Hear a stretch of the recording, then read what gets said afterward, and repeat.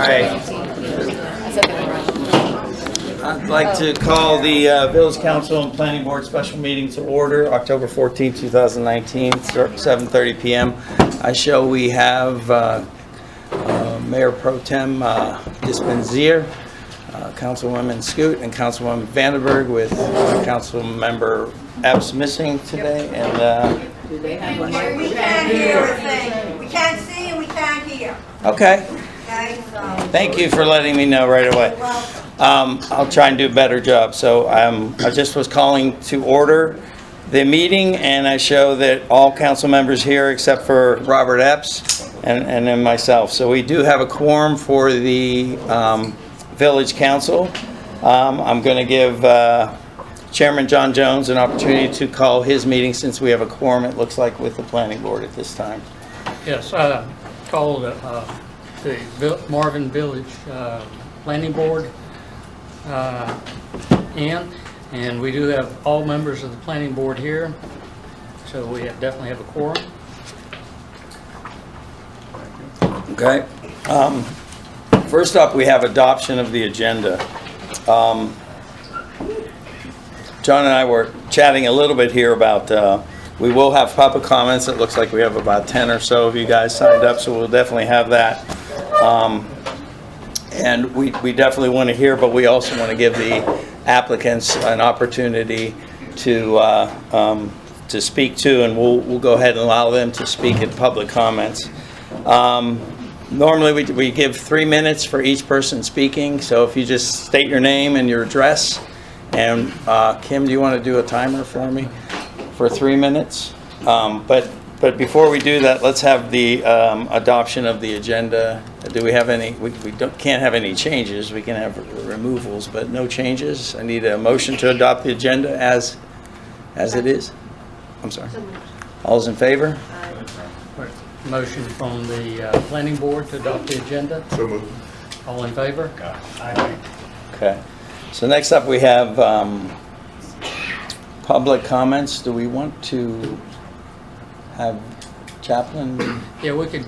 I would suggest that it will give everybody a little more understanding of what's going on. If he can make, or the village attorney, Chaplain, could make a public comment regarding the steps in the process. I guess I'm here to say what this is and what it isn't.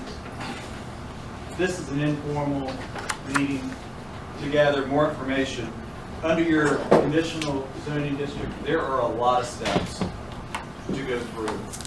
This is one of them. This is not a time for any action. In fact, the planning board doesn't have the formal application submitted to them. Under the process, the application comes in and the packet with the plans is dated October 8th.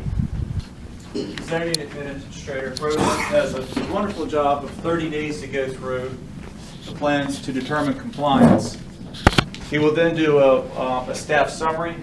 That has to get to the planning board at least 7 days before your meeting, when you're going to take action and consider it. You also, the planning board, is also authorized to have the full application at least 15 days before the meeting when you're going to formally consider, debate, and study this. So we're not starting that part of the process now.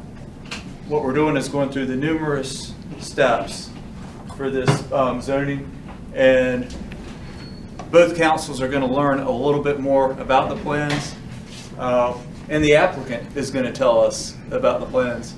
Some of you may be for this, some of you may be against, but the zoning code has a process. Commercial zoning is allowed in certain areas, and we've got to go through and look at these plans and get a recommendation from the planning board in due time, and then have a vote by the council in due time. But right now, it's informational, and you'll have time to speak, and please follow the rules that have been submitted. And do y'all have any questions? I just want to make sure everybody knew where we were, so this doesn't start the formal 60-day review process, because you don't have the staff hasn't had time to go through, you don't have the recommendation, and you haven't had the packet yet. So we're early in the process, but it's moving now. Can I ask a question? I don't know. I'm sorry. what Whoever was the has to question? speak, can they stand up? Because we're not going to hear anybody. Where would you like for the speakers to address you? Usually from the podium is the best place. It is being recorded as well for those who are not available here. You should get some pretty good projection, so if the person speaking could be from the podium, that would be ideal. Again, we limit it to 3 minutes. No profanities or anything like that. There's obviously sometimes people get passionate about what they feel about the project, but just tell us what you're thinking, that's fine. And I think for the benefit of the village council, since we have not met with the applicants yet, we're going to let them go first. And I'll probably give you a little more than 3 minutes, if that's okay, just since we haven't sat down with you guys yet. So. Yeah, that'd be, yeah. If you could,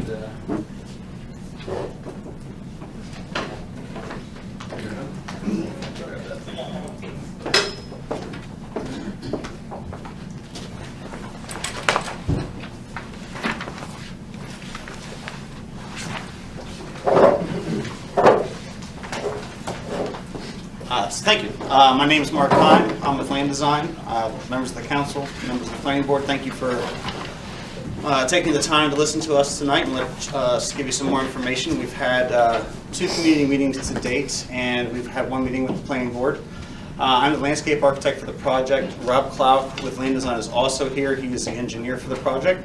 Laura Reed with Kinley Horn, she's our traffic consultant, and we are here on behalf of Mr. Sharp Patel, who is the owner/developer for the project. The total site acreage is just under 10 acres at 9.42. We're proposing a total of 50,000 square feet of a mixture of retail and office. We're utilizing or proposing a total of 4 buildings. The 2 larger buildings here are proposed to be 2-story buildings. So it would be about 10,000 square foot footprint, 2-story. Probably some sort of mix of retail on the ground floor, more likely probably office on the 2nd level. And then we're looking at 2 out parcels here at the corner of Bonds Grove Church Road and Providence Road South, both 5,000 square feet. Thinking more possibly sit-down restaurant. There's a number of different uses that could fall under for these parcels as far as banks, other small retail uses. But that's all been prescribed in the development conditions that we're proposing. Along Providence Road South, there is a future construction project that's going to basically eliminate all left-hand turns onto Providence Road. So we're proposing a right-in, right-out access at the northern portion of the site on Providence Road South, and then a full movement access here on Bonds Grove Church Road. As mentioned, there is some discussion if this will be possibly signalized in the interim, but that's still being worked out right at this point. Just knowing that the timing of when the improvements on Providence Road South are going to occur could be some time off. We are proposing a 100-foot buffer along the corridor to Marvin development here, and then a 70-foot landscape buffer along this back edge here. We understand that the existing vegetation along these edges is not as wide as what we're representing on this plan, and it's our intention to supplement any existing vegetation to increase the buffer between the adjacent residential and the proposed development. We're parking this at 1 space for every 200 square feet of proposed retail office, works out to 250 spaces. The way the site breaks, right here in the middle, we've got existing drainage going in each direction, and we're proposing 2 dry detention ponds in order to collect that runoff, treat it, and release it at a rate equal to or less to than what's already currently leaving the site. Outside of that, we're here to respond to any comments, answer any questions we can, and thank you for your time. Can you explain what a dry pond is? What a dry pond is? Dry ponds, yes, can you explain what that actually is? It's a sand filter. It's not going to contain water on a permanent basis. It'll just, after a storm event, it'll hold water. Water and- will actually go through? What's that? Water will actually go through the pond into Yes. the subterranean? Yes. Where will it drain to? There's an existing drain in the back corner.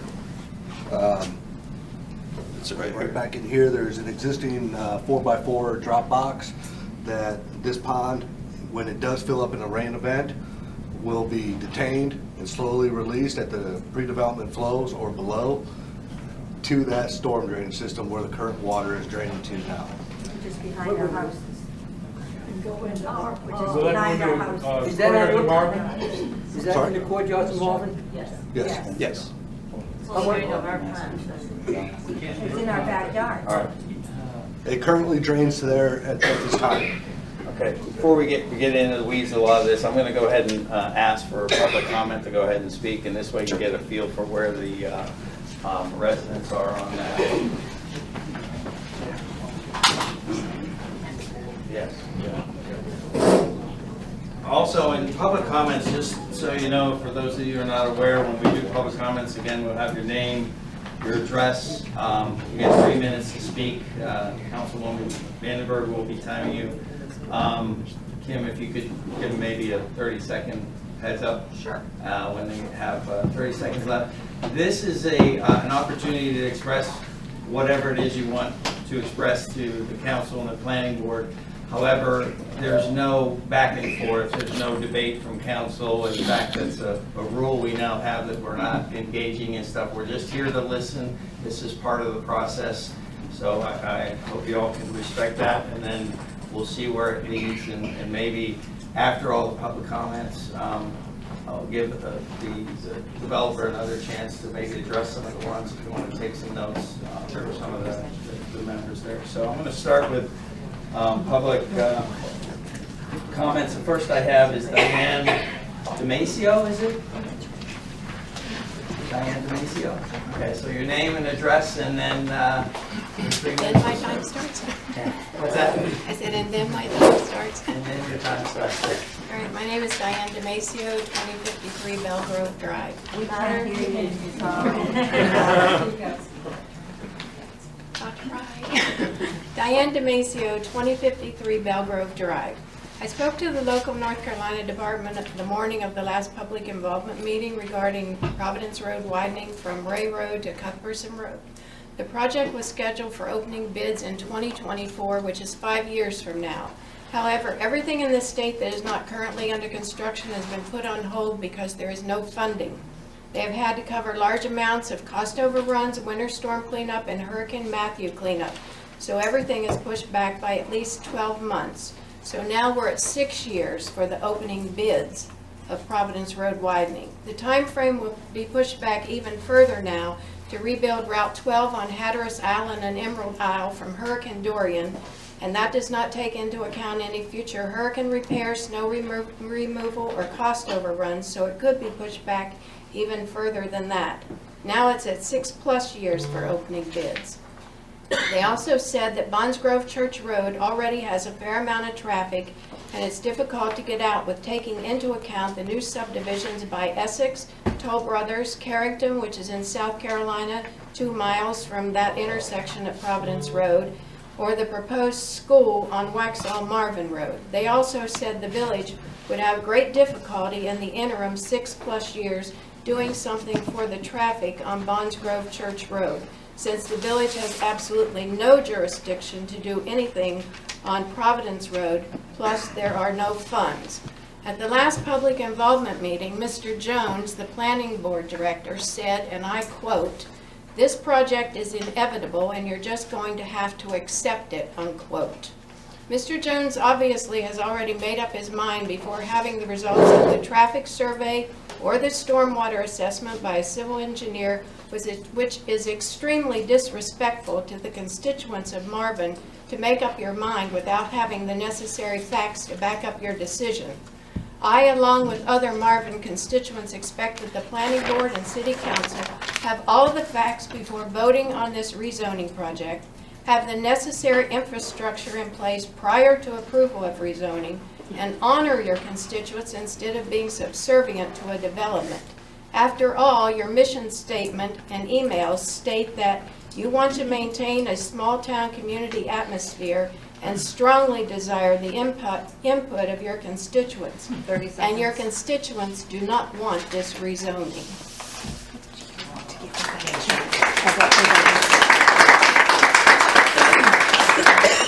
And a reminder, you can offer, if you want it for the record, you can offer it to our clerk, Barbie Blackwell after you're speaking. Next up I have, thank you, Diane.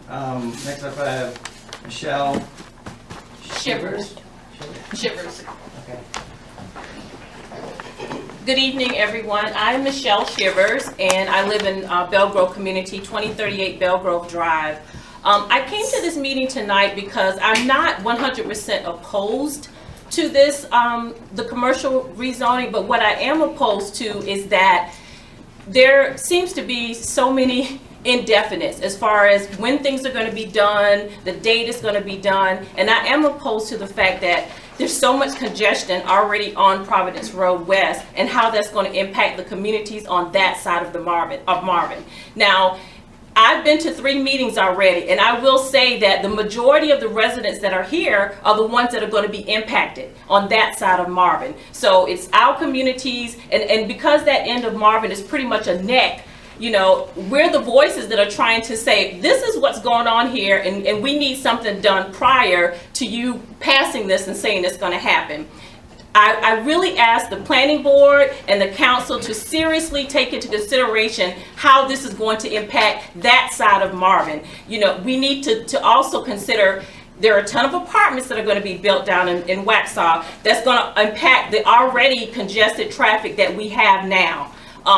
How is that going to impact us? We're building a public shopping center. That's going to attract more people to that area. So I don't know if there's an ordinance that mandates how long a retail store or whatever restaurants can stay open in Marvin, but those are things to consider with traffic. We already have so much traffic, and I just feel like, you know, we're coming here, we're asking questions, some of them, a lot of them that can't be answered, and we're not feeling like this is something that we can embrace.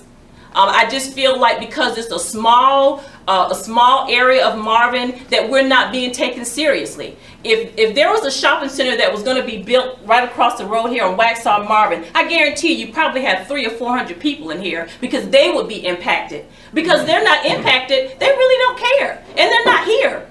So I think that, you know, you all should seriously consider how this is going to impact that side of Marvin. It's a smaller area, but I do feel like we still have a great voice, and you all should listen and try to understand, okay, let's seriously look at how is this going to impact them and what really needs to be done and put in place before we approve this process and we approve this rezoning.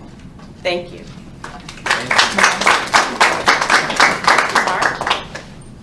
You didn't have anything? No, that was straight from the heart. Okay, thank you, Michelle. Next we have Stacy Goen. Very good. Is that right? Yeah. Got that right? Yes. Good evening, council and planning board members. Everyone here? Okay. Turn your back a little to the wall. I agree with everything stated. I have the same concerns as the 2 women expressed prior with the traffic, with the impact, the value, and I'm coming with another angle here. I am a commercial property manager in Union County, Mecklenburg County, and Cabarrus County for the past 13 years. And I manage small retail centers, and I've worked for speculative developers. I'm very concerned as a homeowner in this, right in that corridor, for what this development will look like and what it will attract. Retail is a really struggling. If you look from Newtown all the way down to the Parkway in Waxhaw, there's a lot of vacancies. There's a lot of vacancy behind, Waxhaw Business Park. I'm very nervous. I'm not a good personal speaker. But speculative real estate, it can sit vacant for, I've worked for people where it sat vacant for years. So it's hard to maintain landscaping and the aesthetic, or do what's right, make sure the detention ponds are properly maintained.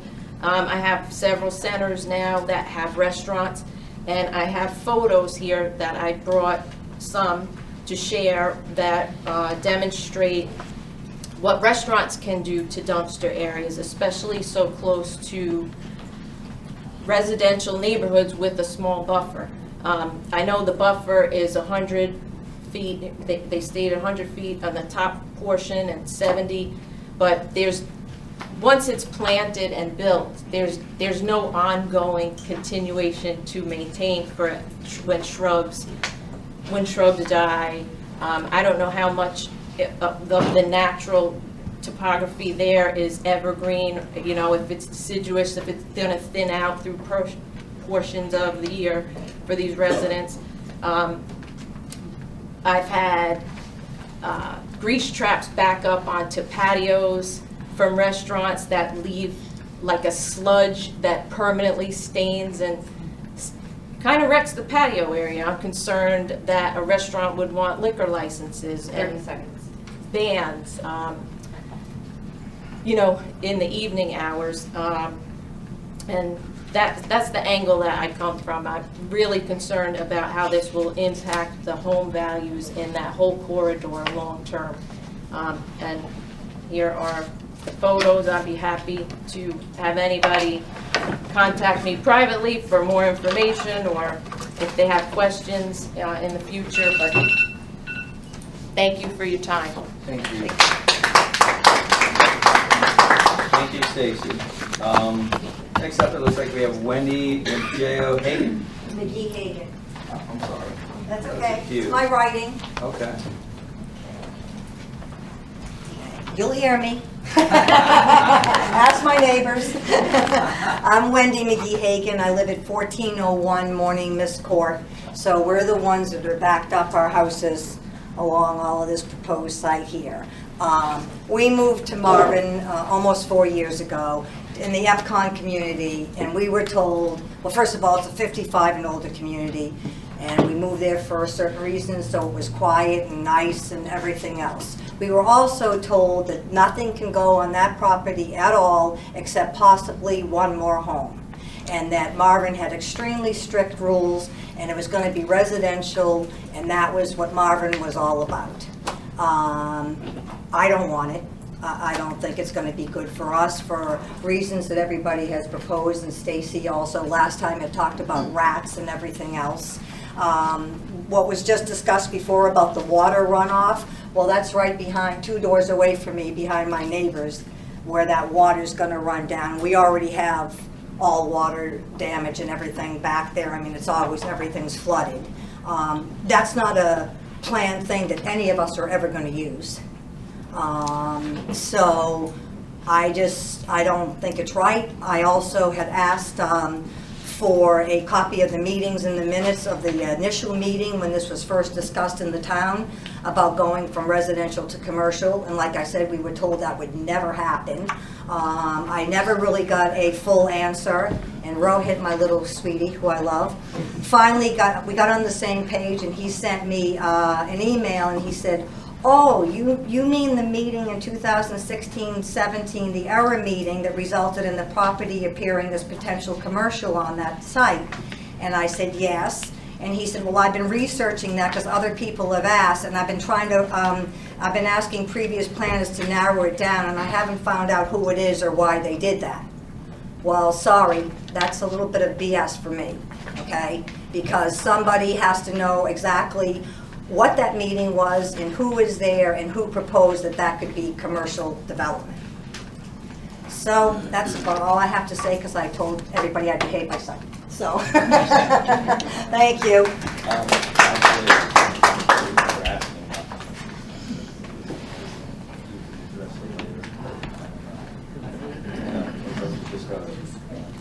Next up, I have Patty and Alex Elmeo.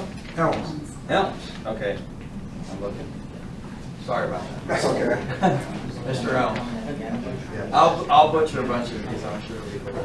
Okay. Welcome. Let me just start off with, you guys can't see this over here, but this is me right here. 1409 Morning Mist, right by the drain, right behind the pond and all the house. So just knowing the impact that it has on me and my neighbors, just from that perspective. Okay? Just want to make sure you know where I'm at. So, and I'm going to keep it very simple here. the drainage is an issue, traffic is a major issue. You know, nothing should ever happen before there's a light, at least a light on Bond Grove in Providence. I avoid that area altogether. I mean, literally my Waze will tell me to go down Bonds Grove, and I don't. I go 4 or 5 miles out of the road to avoid trying to take a left.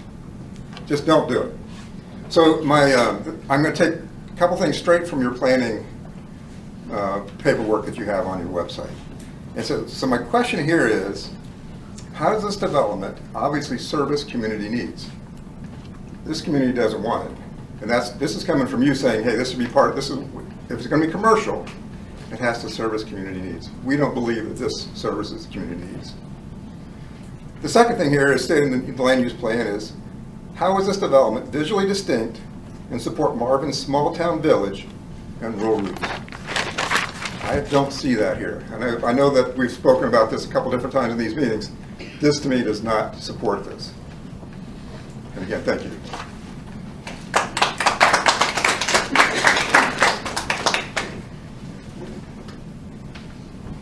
Thank you, Alex. Next up, we have Doug Engelbaum. Good. There we go. Go for it. I'm Doug Engelbaum at Upcon Development, same as Alex is. And Alex mentioned several of the things we're concerned about. We're concerned about our home values, big concern. We're concerned about the noise, the lighting, the foot traffic that's going to these retail stores that could spill over into our neighborhood. We're worried about, but mostly we're worried about the runoff.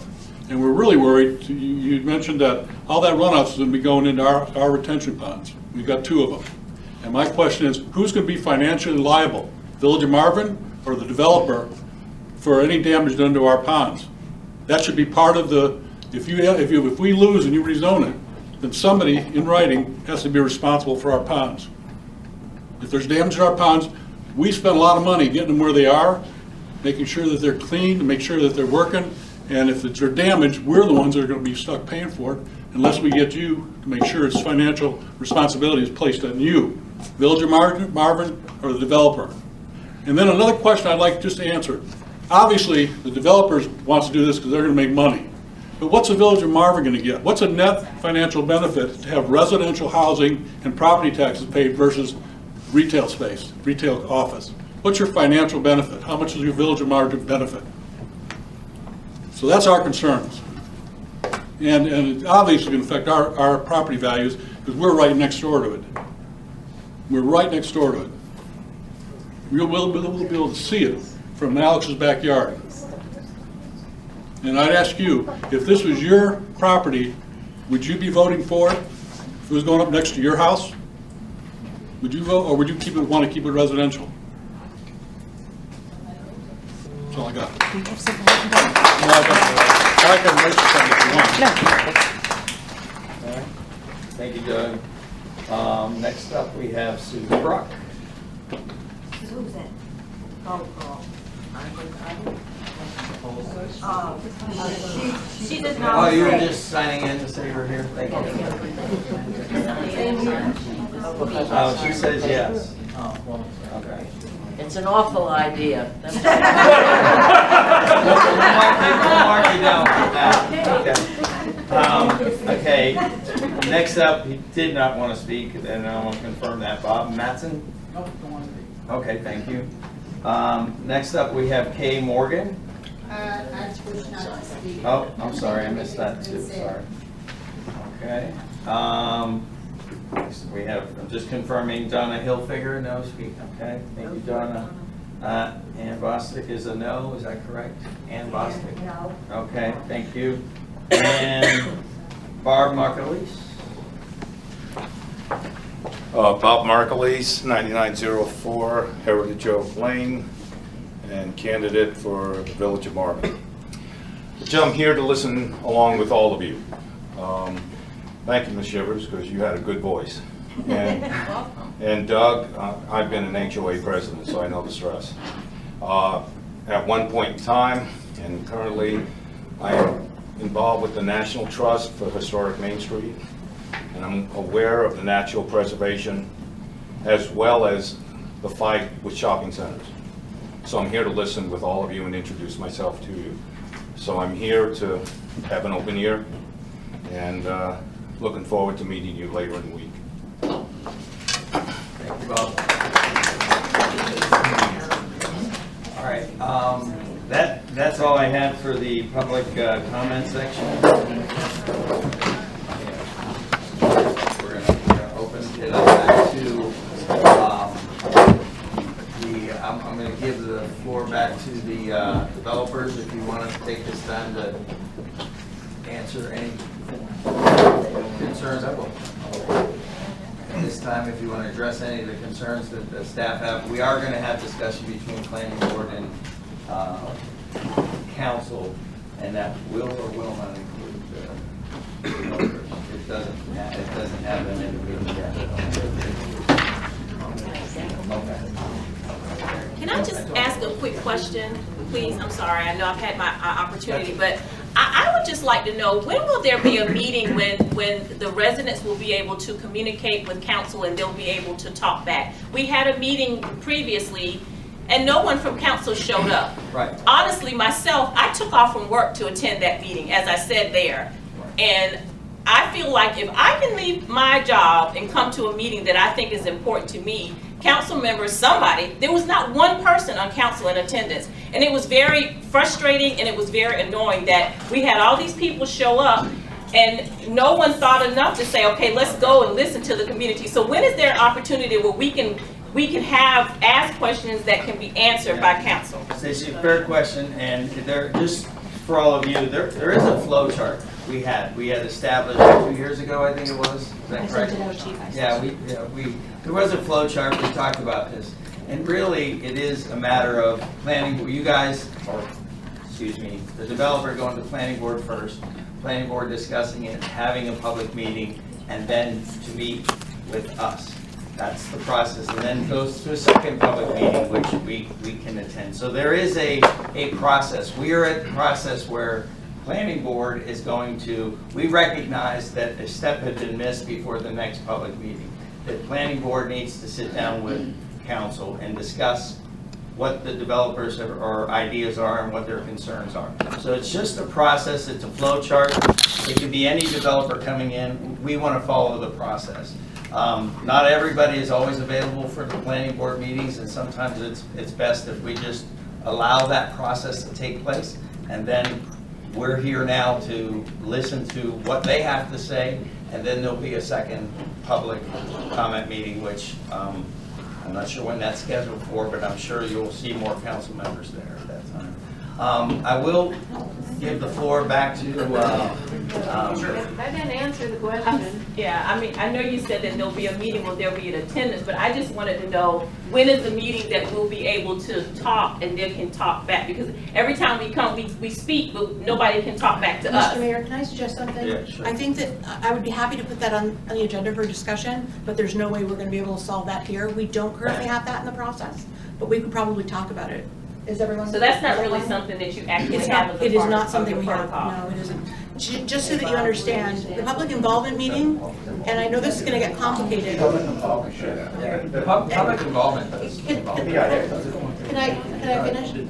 So the public involvement meeting is designed to be sure that we're collecting input from the public. Okay. Different people, different officials in the village handle it differently, and I think I discussed this at the last meeting.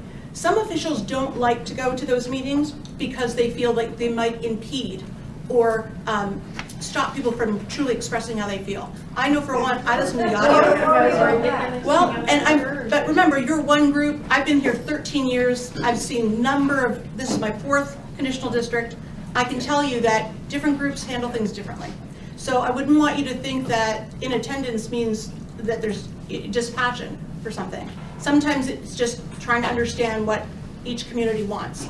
If that is what the community now is saying, that you feel like you need a back and forth, that's what I'm saying is I'll bring it. We don't have that process, but I can bring it to the table and we can discuss it. Thank you.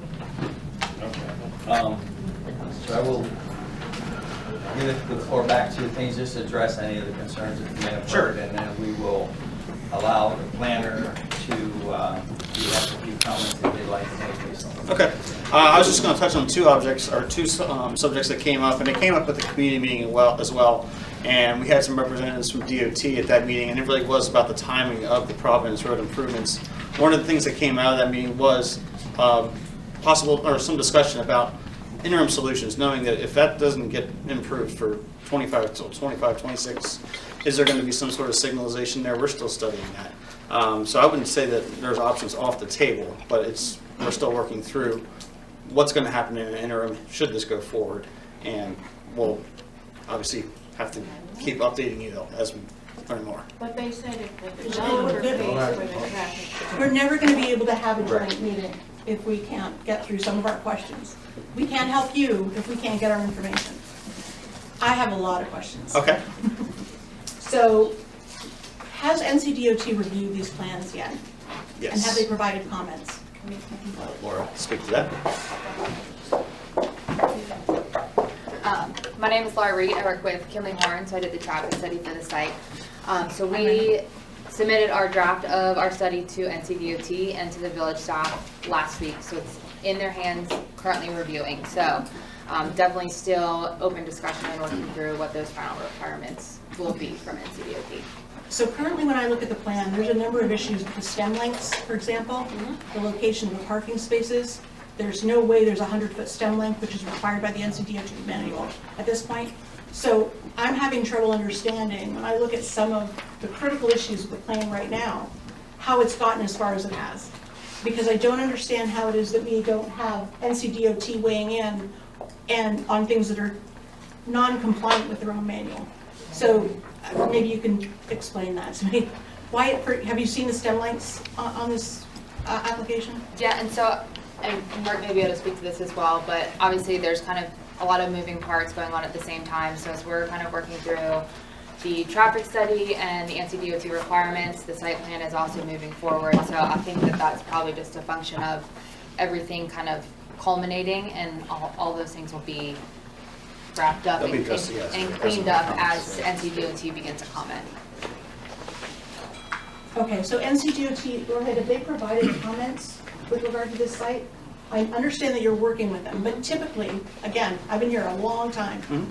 When a subdivision application comes in front of us, or a commercial development comes in front of us, one of the first things we do before it even hits a public involvement meeting is it's sent to outside agents.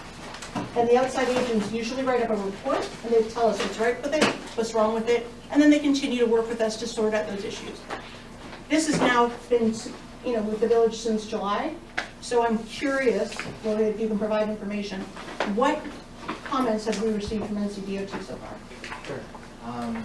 So we haven't received a report, but they've weighed in on several issues, mostly regarding to traffic flow. It was their recommendation that the Providence Road entrance be either right in, right out from the beginning, or let's see, that they have an additional turn lane, and then that be removed when the widening happens. And it is also their suggestion that the entrance on Bonds Grove Church be moved over to away from Providence Road, which they did. They also asked that this Providence Road entrance be moved away from the courtyard, that it has to have at least 200 feet, and they need that. So basically some of the NCDOT comments were reflected in the current site plan that you see, but it's not like they've submitted a full report and analysis. It's just comments that have gone back and forth. Okay, so I'm going to make this is a sticking point for me. Have they addressed the stem lengths in particular? No. Mary, can you explain stem lengths for people who might not understand? Sure. So if you can zoom in on that map, I'll tell you. Where? The one that's in front of you, just zoom in on the first access point. Here? Right there. So generally, NCDOT requires 100 feet between the entrance and the meeting the internal roadway network, they call it. And that 100 feet is supposed to be free and clear of any kind of interruption or obstruction. Right now, I see pedestrian crossing ways, and then I see parking spaces immediately within that 100-foot stem length.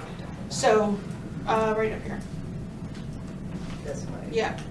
So I'm just right now, like you all, I'm in that spot where I'm trying to figure out how is it we've gotten this far with a plan that doesn't even look like it's NCDOT compliant. And so that's what a stem like this. It's that distance between the driveway access point Here and and the here? first obstruction. Yes, Joe. Just to confirm? Yeah. Okay. Thank you. And if you notice, the other issue I have there is that you've also got the pedestrian crossing way going right across that same stem line. Right. Where's that? Point it up, please. That would be, this would be the pedestrian, right here. And then parking starts. That's not like a scale or anything, or is it? And if so, what's the distance that they're showing? What is this measure?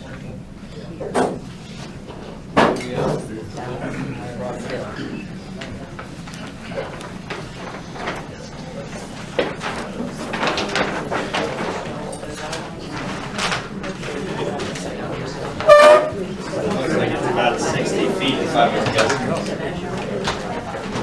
Is that right?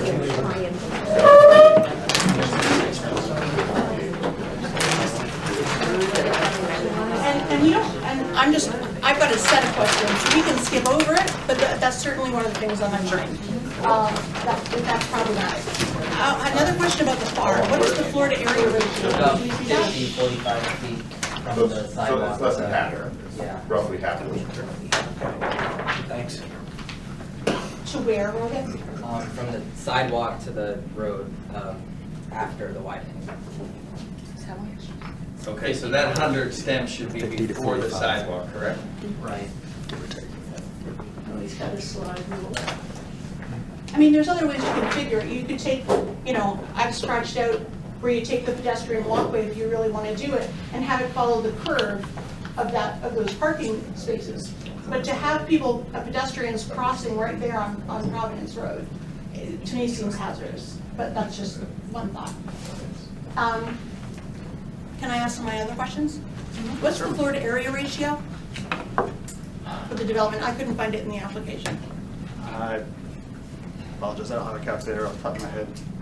You don't know? I don't know off the top of my head. What was the question? What was the question? The question, what I asked him was what the floor to area ratio is. So that's the ratio between the density of the building and the size of the lot that it's going on. So and this is to answer one of the questions from earlier. So one, the application, Rohit, if you don't mind writing it down, the application does require that the FAR ratio is provided. And I searched all over and couldn't find it. Mary, can I ask you, do we have an application at this point? I thought we're not at that stage yet. It was submitted in July, is from what I understand. Okay. Yeah, especially Okay. I think it was emailed to you. That's a. Yeah, I'm just trying to understand the process, is we're not at the application stage, right? Well, here's the thing. The application is supposed to be provided before there's even a public involvement. Okay. Right? Once that application comes through, it should be open public record for anyone to inspect.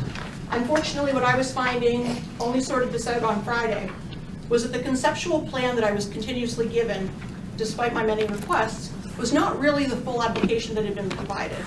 So the date that they come through Marvin's door, they should be providing all the application requirements that are in section 151.251. And all of those requirements are required. So when I say there's no FAR ratio here, and the application was submitted in July, that's kind of a big thing.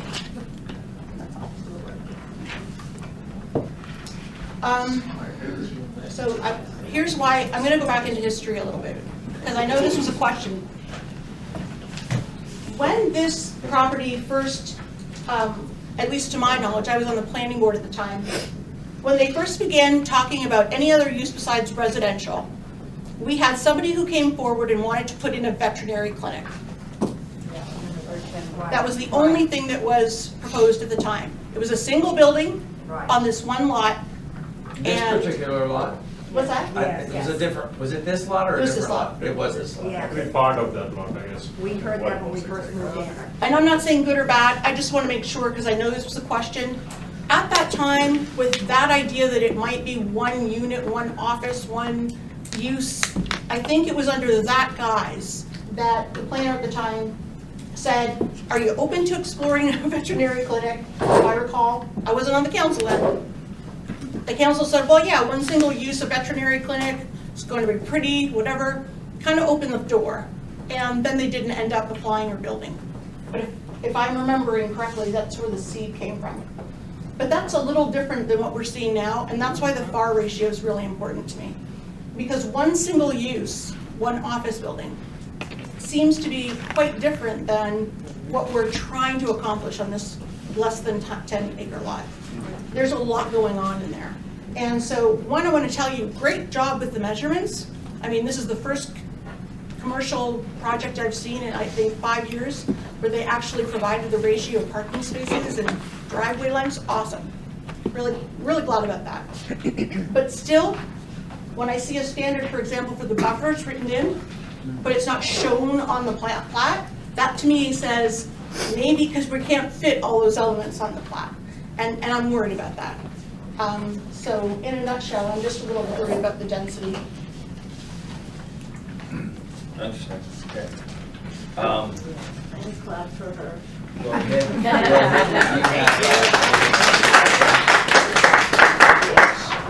I'm going to give Rohit, our planner, an opportunity to speak based on some of the points, and then we'll turn it over to the planning board. May I make one correction to something that you said? Not at this time right now, but it can't, if we keep engaging with the public, then the meeting never ends up. I understand that, but he was erroneous in something he said coming out of the last meeting from the representative that was there from the North Carolina local DOT. And that's something we can address it at the time when we're ready to address it, but thank you. So I'm going to try and keep it just to between planning board, because that's what the agenda calls for, planning board and council.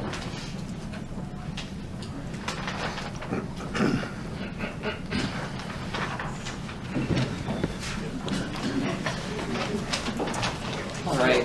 Hello, everyone. My name is Rohit Amanamachi. I'm the planner and zoning administrator in the department. So it's been a long process that I've got to experience with you all, and I'm grateful for it. You know, I feel like I want to, put this out there that it's my role as a planner to, receive all applications, and they applied for a rezoning on July 25th, and their site was compatible with our land use plan. So that's how I, let the application go forward. There are dozens of people who come and ask, can we do something commercial on our lot? We look at the land use plan, it's not compatible, and I just say, that's probably not gonna get approved, and then they don't apply. If they were to apply, we would put them through the process. That said, it's been brought up recently that the application as a whole, as a checklist, is not complete before we started putting it through the public involvement meetings and planning boards. And well, in the beginning, it was my interpretation that when the application was submitted, the process starts. But it seems that when the application is complete, the process starts. And so I'll fully take that responsibility and say sorry. And I think that we should have a public involvement meeting now that they do have a complete application, or minus some few missing pieces, like the floor area ratio. They just gave this complete application last week. I haven't really gotten a chance to determine if it's complete yet. That said, Ms. McGee-Hagan did mention that there was a lot of questions asked of me, and some of these questions are easy. I can just look in the ordinance, and some of them are harder. I have to look through hours of recordings and years of minutes. And I did find that sometime in March and April of 2017, the planning board did discuss this area being commercial after being solicited, as Mary said, for a veterinary clinic. And it was at that time that the planning board discussed and approved it being on the future land use plan. So at that time, they didn't apply for it, but they're applying for it now. And that's why this process is going forward. So with that said, I just want to just say that we have a basically complete application now. I would support having another public involvement meeting and And I just want to stress that no action will be taken at this meeting. The planning board's not recommending it to the council, and the council's not voting on it. So this is just, for you guys to make sure that that your elected officials are listening to your complaints and taking that in mind and seeing what we can do about it going forward in this process. All right.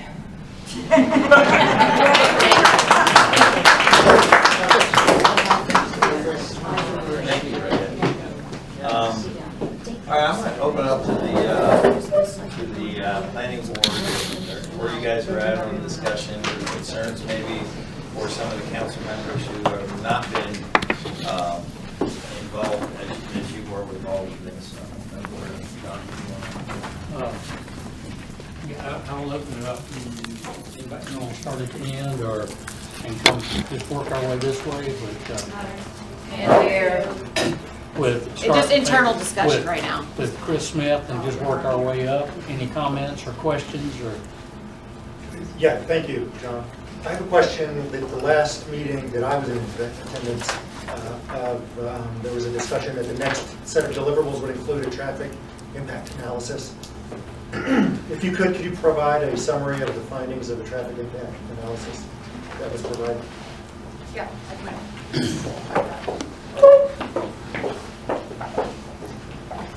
So, as I mentioned earlier, we did submit the TIA, the traffic impact analysis, to NCDOT in the village last week. The findings of our analysis recommending a right turn lane at the access point on Providence Road, a left turn lane and a right turn lane at the access point on Bottoms Grove Church, and then at Waxhaw Marvin, I guess it's kind of a northbound right. So if you're going from Waxhaw Marvin and continuing onto Waxhaw Marvin, adding in that right turn lane as well. We did not have any other additional recommendations along NC16 for the purposes of our analysis in coordination with NCDOT in the village. When the study began, with this being proposed to be built out in 2024, and that coincided with the NC16 widening, so we assume that those lanes are out there when the site is built. So when we're doing a traffic study, it's a snapshot in time. So that's kind of the comparison point of with and without the site with the super street on NC16. Did the analysis include any consideration of wait times to get in or out of the development as it's proposed? We do calculate the anticipated delays of the driveways as part of the study. Specifically at the access on NC16, we were seeing anywhere from 10 to 20 seconds per vehicle to exit the site. And then at the access on Bonnie Grove. Is that at 2 in the morning or 2 in the afternoon? Those are in the peak hours, and again, that's with the super street. Oh, wait, is that additional from what it is now or total? Total. With the super street, she With said. the super street. Assuming the So, super so street. one day away in the future with the super street. So they didn't do it like what it is currently is now, how we're gonna live with it for the next however many years? Well, since those driveways aren't out there currently, when we're performing the traffic study, those really only show up in the build-out conditions. So in this case, that's when the super street is also out there as well. So are you saying it's not part of the process to examine what the current conditions are and then make an extrapolation of what the current conditions will be in the context of this new thing within the current conditions? From what I'm understanding, you're saying that is correct, but so we look at existing conditions, background conditions, and build conditions within our study area, within the traffic study. And so existing conditions, we go out, we collect traffic counts at all the intersections in the peak hours. We then take those volumes, we grow them based off a historical growth rate, based off of growth in the area. And we also add on approved development. So I know some people pointed out there's a lot of other proposed growth in the area, and so we take those specific volumes generated by those developments and add them on top as well. So all of that is in that background. And that includes the development that's not in Marvin, that still affects the area? Yep, that's correct. And so then we take that background condition and then we add our site trips on top of it. And we use that background and build as the comparison for where we determine where mitigation should be required. So as somebody who's an expert in traffic, and none of us are, is there a way to just put it in regular terms what you think the impact's going to be? Is it going to be 10% worse? Is it in terms of weight or how much additional flow do you expect to come to this plaza? I mean, is there anything that people could really just sort of take away and go, yeah, I get that, it makes sense to me from my life experiences in that area? Or maybe some clarification there. I caught on something that you said. You tell me whether, you said that the proposed development would not be built or finished or in operation until 2024? For the purposes of our traffic study, we make an assumption for what year the proposed development will be built out. And so in coordination with the development team, we felt it was reasonable that it would be built out in 2024. So yeah, that puts it in line with when the Super Street would be on C16. Yeah, so at least when we were scoping the project, so that was earlier this year before some of the funding freezes. And so NCDOT is reviewing now to ensure if they have concerns about the timeline of that project relative to this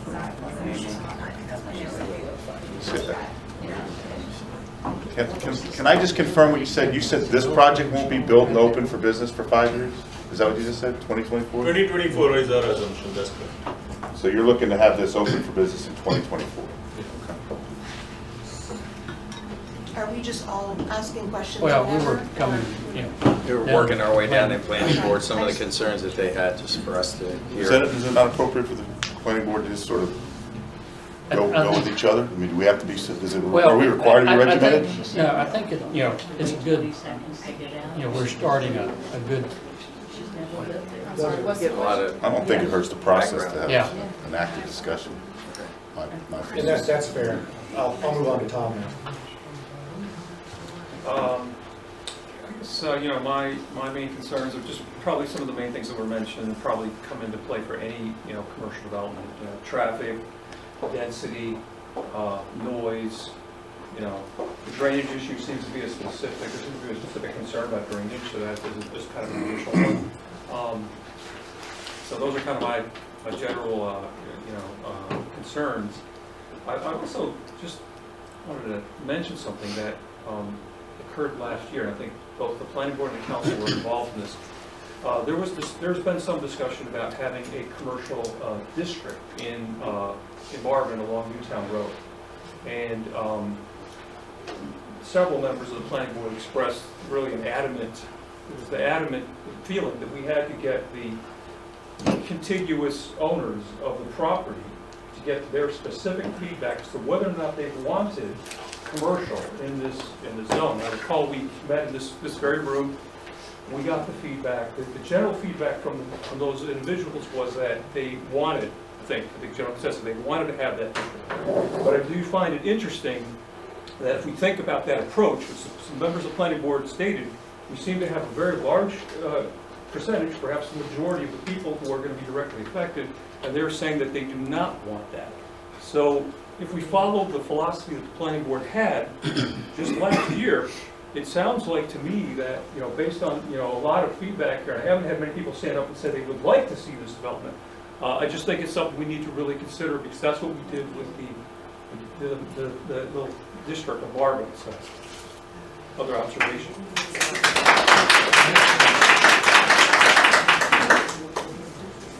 Paul?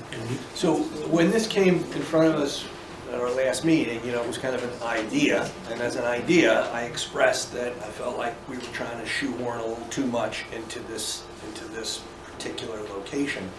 And normally when that process begins, then you see changes made in response to things that people are saying in meetings. And you know, we're still at this point where this is the same plan that we saw a month ago. So, you know, I don't know that I have any new observations other than we're trying to put too much into this lot.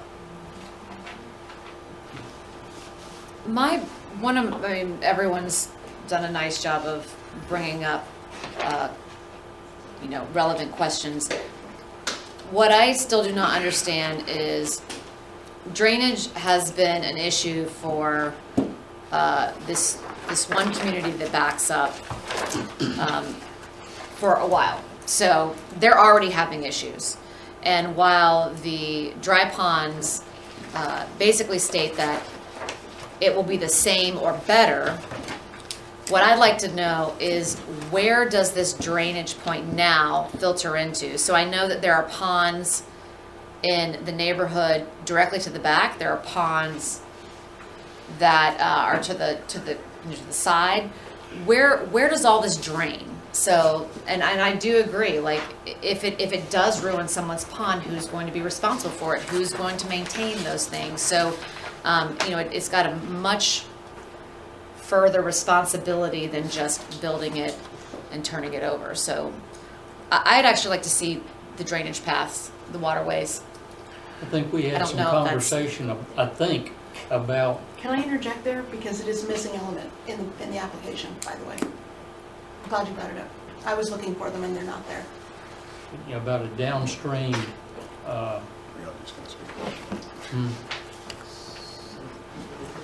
Good. So we need the water courses in the floodway, because I don't see it in the application.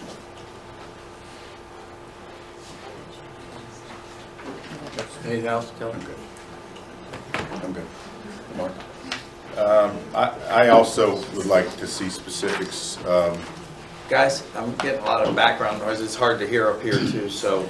No, I think the residents, it's always tough to have, it's always tough to weigh these things because there's, as Roy alluded to, there's things that are allowed by law from the original land use plan that we have to consider as a body.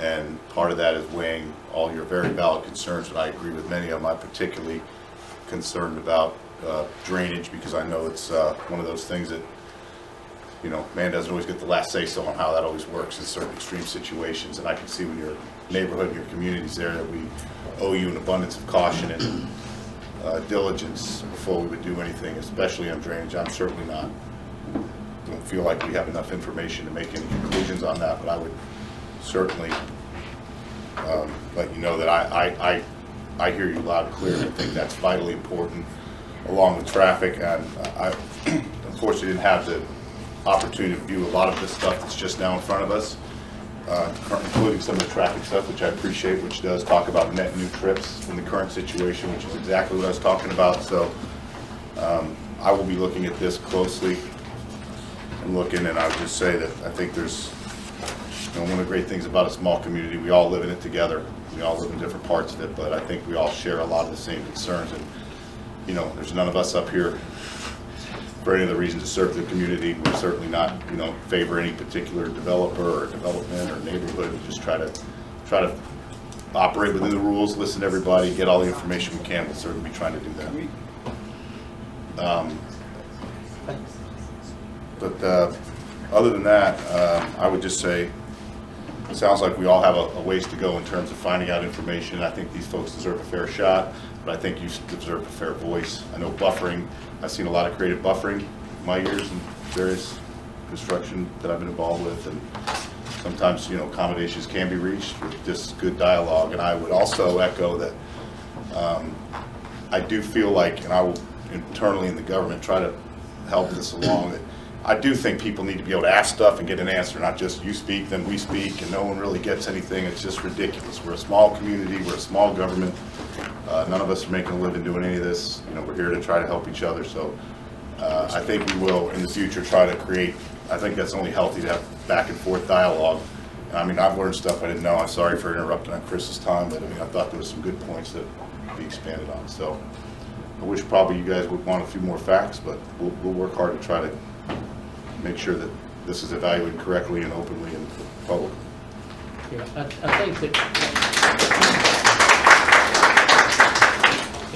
it's information is coming in, I guess it basically came into us late last week, or at least that I saw it very first. Specifically the traffic impact study, and I know there's a lot of conversation about the traffic at both public involvement meetings and stuff, and the DOT had comments, and I think their study, points it out very well that that intersection has an F rating right now, and I'm not sure that planning for adding whatever, assuming, let's just, for conversation purposes, that something is built there, that it won't come online until 2024. There's a long way to go there as far as the current situation. And I don't know that there's any chance of getting DOT to do something in the interim, especially if they're talking about pushing the project back. Maybe it's something that the developer would consider an interim situation, a traffic light there initially. But, and we're a long way from recommending this project at all. I think that at that one meeting, I think I was misquoted, but I'm gonna go back and listen to the recording. I think, or some notes or something. What I said was that the only reason that the application was even submitted is based on the current Marvin land use plan that says if we're going to have commercial at this point in time, it may be along Ray Road or it may be along Providence Road, but that doesn't necessarily mean that everything along Ray Road or everything along Providence Road is automatically commercial. Some things fit, some don't. The courtyards are actually, on Providence Road, and, they're residential. So, John, I actually have a question for Mary. Do you mind if I take a second? Sure. Mary, so back to this idea about the veterinarian clinic back in 2017. So obviously I wasn't on planning board then. So you guys, it was opened up for consideration. So It's 2016, I think, actually. okay, Just so you know. thanks. So if it was being opened up, were criteria set to say, because this is a lot of buildings. So like, how did we go from 1 to 4? And was it written down anywhere? Because if it wasn't, they had no idea. So how are they to know what to submit if it's not written somewhere? So can you just fill us in a little bit on how we got from there to here? And Yeah, I think everybody's going to learn a lot, including, I think, people on the planning board, the council, and there's turnover. I can tell you that one of the things we've been trying to iron out for the last 14 years has been process in order to avoid as much conflict as possible. But, and Rohit is great, but, he's learning. They're putting planning board members are learning, new council members are learning, so this is just the nature of government in a lot of places. But I can tell you that one of the things that we have insisted on, and this might sound like a long way of getting there, is the complete application. And people might go, well, why? That sounds like I'm just being really type A. I'll tell you why. Because the land use plan and our codes set out particular standards for density, number of buildings, right? Square footage. So if, before you even go to a PIM meeting, you get that complete application in and you assess it, it's based on those fine details, the devil's in the details, before you even begin putting it on discussion in public. You're assessing things like the FAR ratio, right? And so I'll use that as my launch point. So the reason I sort of hit on this, went off back in history about this veterinary clinic being one building, my guess is that when we were talking about one building on a lot that is almost 10 acres, you're talking about a FAR ratio of maybe 1.0, right? Right now, in a CC district, our limitation is still 2.0. So there's still a limit, maybe a little more than that vet clinic. But had that application been complete with all that information and we've checked all the boxes and we looked at it really closely, those things would have been amended and perhaps, I don't know because I don't have the information, but those are the things that you put in place that hopefully kind of monitor and prevent the village from going from that single little vet clinic to something that's like 5 buildings and other uses. Does that make sense? yeah. That's not to say they can't come in with an application that has those things That's on right, it. It's yeah. just going to be a harder for them to try and achieve it, right? And so And it raises a flag right away too. Exactly. That it's, we have our, what they call strict ordinances, and once they're out of that just raises the flags on so many levels, whether it's parking, density, all those things. And that's where it just seemed to, from what I've learned and all the letters that I did receive and stuff and that we've been receiving, that it's like, well, what is happening here? But again, there is a process, but those things, those ordinances are designed to, be the ground floor, if you will. I guess what I'm trying to say though is there isn't necessarily a path from A to B here that, someone led someone to. It just, this is No. what was put in front of us, and it's incomplete at this point, but I don't know that they even know that there was a plan for a veterinarian. No, but I think, I don't want to correct anyone, but if we're really trying to refine it and avoid as many issues as we can, we want to look back to this idea of, well, the land use plan kind of said that this was okay, right? And that's true, except our land use plan is very vague. So the next thing you fall back on are what you call your land use code ordinances. And yes, with a conditional district, they can continue to apply and even write in a deviation. But certainly your planner is going to, like Joe said, is going to flag those requirements. So it's not so much, oh, well, it fits in the land use plan, put it through. Instead, there would be this, if you go through the checklists, everyone would be on alert right from the beginning. That helps.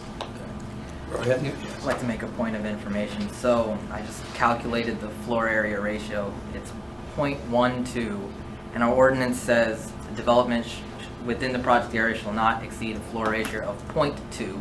So with a floor area ratio of 0.12, they are within our ordinance on that one.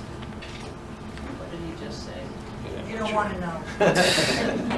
So the total square footage. Right. In layman's terms, right? In layman's terms, our ordinance requires a maximum density, and this development is under that maximum density. Did you follow the definition of the floor area ratio?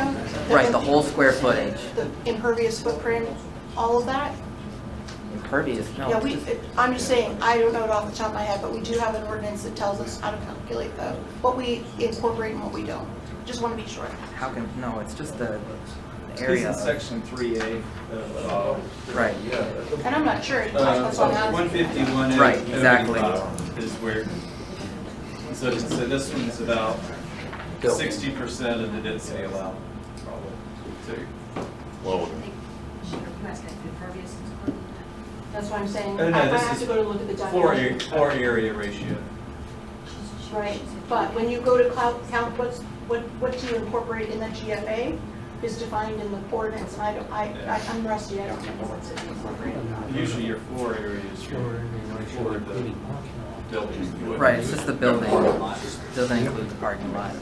So just the building, total square footage divided by the area of the lot gets you your floor area ratio. Actually, I can promise you that the patio areas that are exhibited on that site are also part of the GFA. That I remember. Anything that's outdoor eating areas, that's all included. but you don't think that'd be enough to put it over the limit? For I these don't know. people's purposes, I'd say the square I don't footage, if you wanted to take away, it's probably okay in the current law. This amount of square footage on this size property is probably going to be okay. It's Now, the that's quick and one dirty concern way of of many. understanding how your density has changed. Right, but I'm saying, It's- if anybody's thinking that this is too dense as designed for the current land use plan, it's probably not that. There's only one patio. I There's can one go into more patio. If detail, it's at but- 1.2 and you get a 0.20, you're talking about a lot of cushion there. We're talking about almost twice as much development. Right, in the same area. it looks, It's not gonna- on the surface, it appears to be reasonable from that one viewpoint, I would say.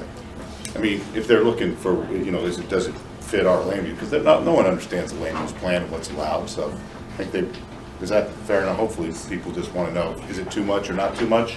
Right now, the land use says it's probably not too much. That doesn't mean it's a good project for where they're asking to I don't put think the it. discussion is whether or not, whether it fits within the land use plan or not. It's whether or not the site fits all the elements we require in development. So I can tell you that when I look at this plat, which is great, I understand they're trying to do a lot. The applicant is also trying to provide a 100-foot buffer in one area, a 70-foot buffer. That's a lot of land off there. But if we still are going to require the other codes that we have, which is a planted buffer, sidewalks, a tree-lined entryway, and all of those other elements that you currently don't see on here. We also have dumpster enclosures. I don't see those on the plan. How about the loading zones? There isn't enough turnaround in that loading zone at this point. My point is, you've got a box, it's this big. You can only fit so much in it. It's pretty much that simple. So we require normally a lot of things that we like to put in that box. And right now what I'm seeing is the lid is exploding off the top of it, based on what we require. So something's got to give. I don't know what it is, but currently, with what we require and the land that's available, it's pushing. It's like putting a cat in a box, you know?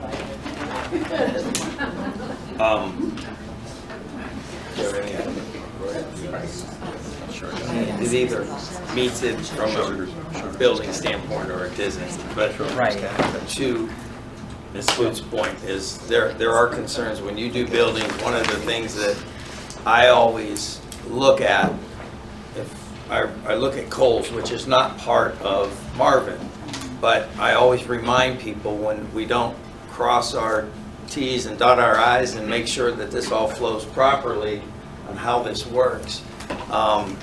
You get a Starbucks that anyone who drives along Ray Road and looks at Starbucks, which is technically the front, you see garbage cans sitting out in boxes and stuff. It was not planned, and it's not part of Marvin, and that went through Union County. So I can promise the residents that between planning board and council, we're going to look at all of this very closely to make sure it works, not just from the size of the buildings and how many parking spaces, but those other factors, bufferings, where they're putting the, the ability to turn around. Do you have enough, the pond, is that things? Those things are all going to be looked at, and it's again all a process.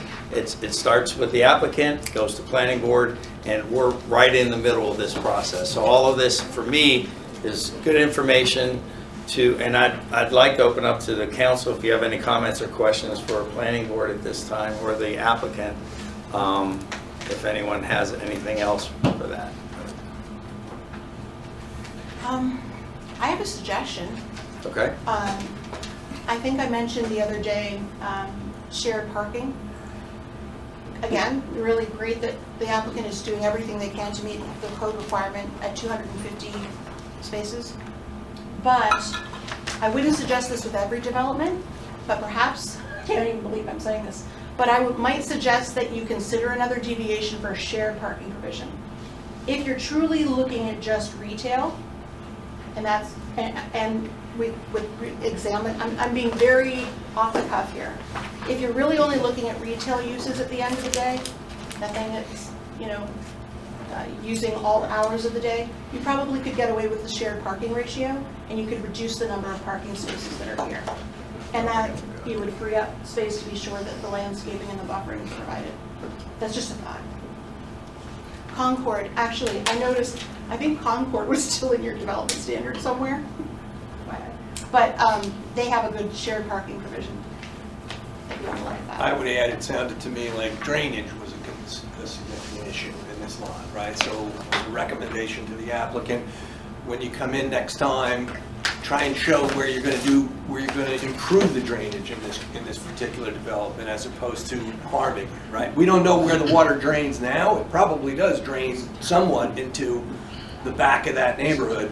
Maybe with what you develop, you'll improve that and maybe give these people a reason to embrace the idea of this facility. Well, I know, I walk the property some, and I feel for the people who live in these adjoining houses, because your developer did not do you any favors. And it's the natural water that's running off this basically undeveloped property right now. If you consider how much hard cover there is on it, there's not much. And but it all goes onto these other properties. On first blush, it sounds like tying into their existing structure, to me, solves the problem of these adjoining houses, but I don't know how that handles the condition of their ponds. Yeah, and I want to downstream. bring up, especially the gentleman that I think it was 1409, that you got the box. I walked your property out from the side of the fence. I was out there about a month ago and walked it. Right now, all that water, when it rains, it just sheet flows in layman terms. It just flows over the land. It goes right into your backyard, into that 4x4 concrete box. With the idea of the dry ponds, none of the water will be able to leave the site over land. It'll all have to come into the pond, be held, detained, so that we don't release it any faster than it currently is. But then it all goes underground by pipe into that box. So you won't have overland flow going into that box anymore. It'll all be underground in a pipe. From that dry detention, we'll have a structure and a pipe going into it, so it will actually solve the runoff and the standing water and all that in the back of your yard. Because we hold it on our site and then take it underground. How is that release mandated? You're saying it's gonna be held, I mean, how's that gonna work? How can you hold it and then release it? By state, we have to have an outlet structure that'll have different size pipes. So we have to do, for a 24-year storm, we have to do the 2-year, the 10-year, the 25, the 50, and the 100-year storm. And we have to do the study that says if it comes out at, say, 2 feet per second in a 10-year storm, we cannot release it any higher than that. So we're going to actually detain it, hold it, slow it down so that it goes out slowly. And who's gonna monitor? That's state, the state of NCD. And so we have to do the flow, so that dry detention pond in a rain clip will hold up water for a day, 2 days, and slowly release it. So it won't be a gush like it is now. We have to detain it and slowly release it. Where does that go? When it goes down into the pipe, doesn't that go into our retention pond? Right, which your retention pond is sized, and that's why that structure is so big. No. Okay. Okay. That water Bring it goes back. into the stormwater pond now. I have, what's that? You have a I question? mean, I've got a question. Okay. So, I've gotten emails and I've gotten letters, and I appreciate that. One thing that I'm not seeing is, that I know is a concern that hasn't been addressed yet, is the lighting plan.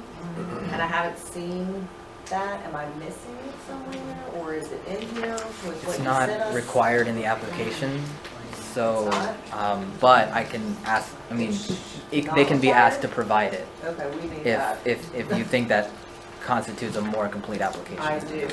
I'll make that. want it, I can assure you, in the planning board. Eventually, we'd want to see it, The yeah. lighting Okay. situation. You know what, I So that- think, I'll double check, I think that's one of our bad ordinances in that in the code, it's chapter 93, it says itself that this should be provided with a preliminary site plan, but it's not in the list. Well, we need that. I know, that's why the Sure. ordinances need to be cleaned up. So, But yeah, that's, because I know that that's been an issue that's been raised but not addressed yet, so I want to make sure that got on the list So, to get more information about.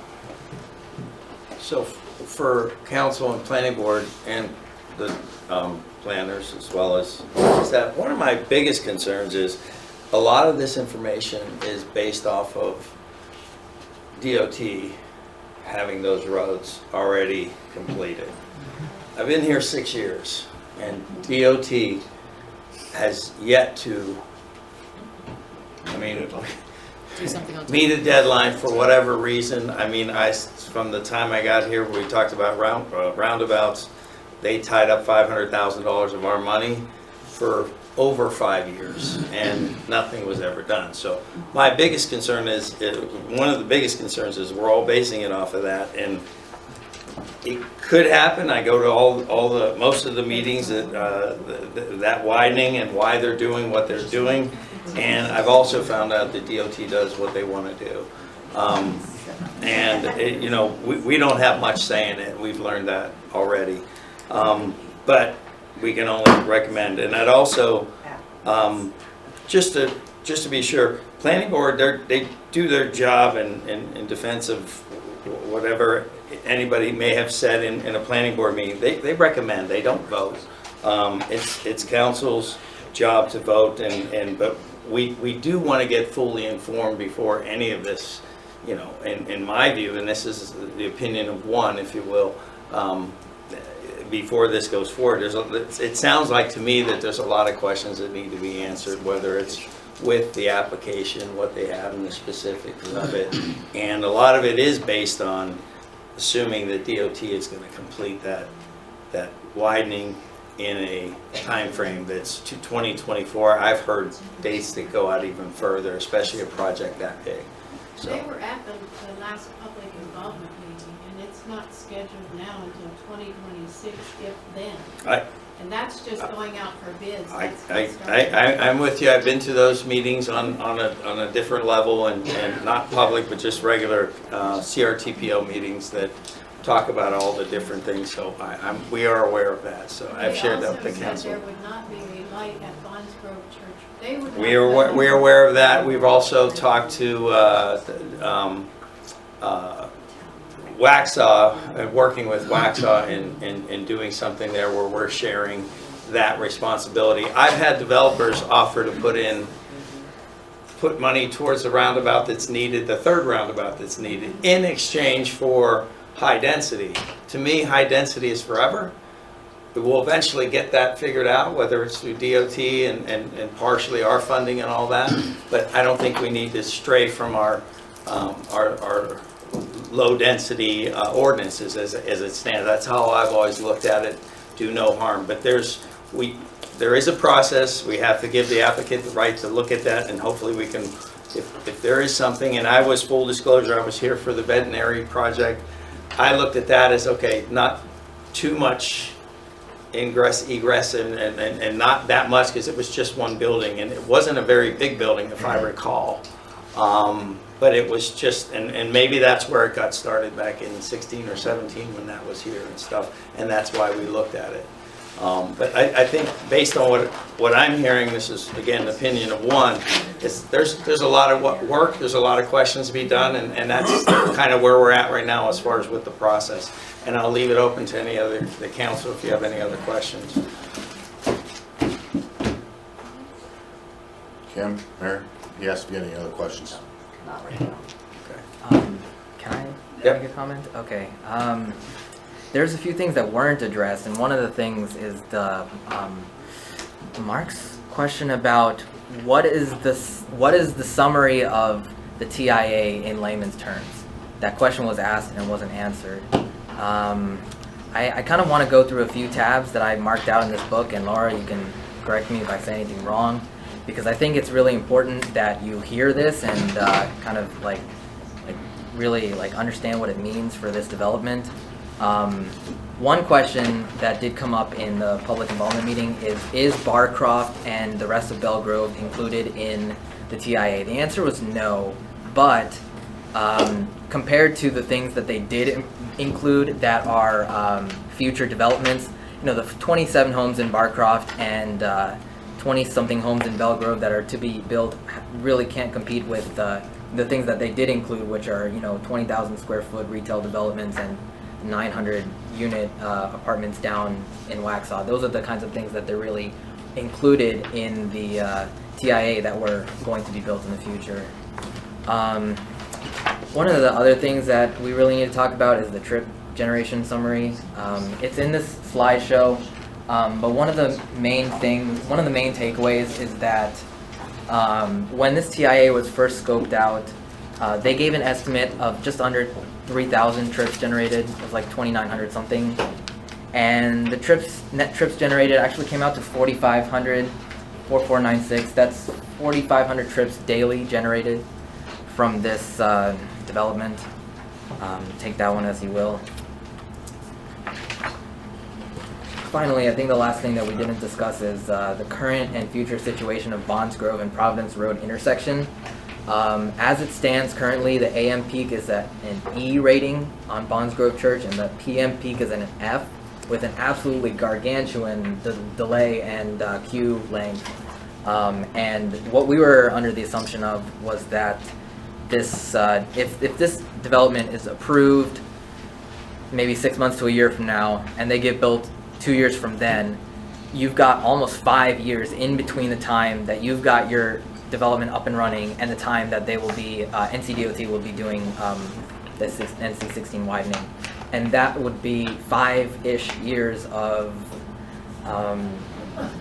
you know what I'm about to say, right? I don't have five years of this commercial development being there and there still not being a traffic light at Bonds Grove when it's already rated as an F. And that's really unacceptable. So the assumption that this commercial development would only be built when the widening was already complete, I think it needs to be reconsidered.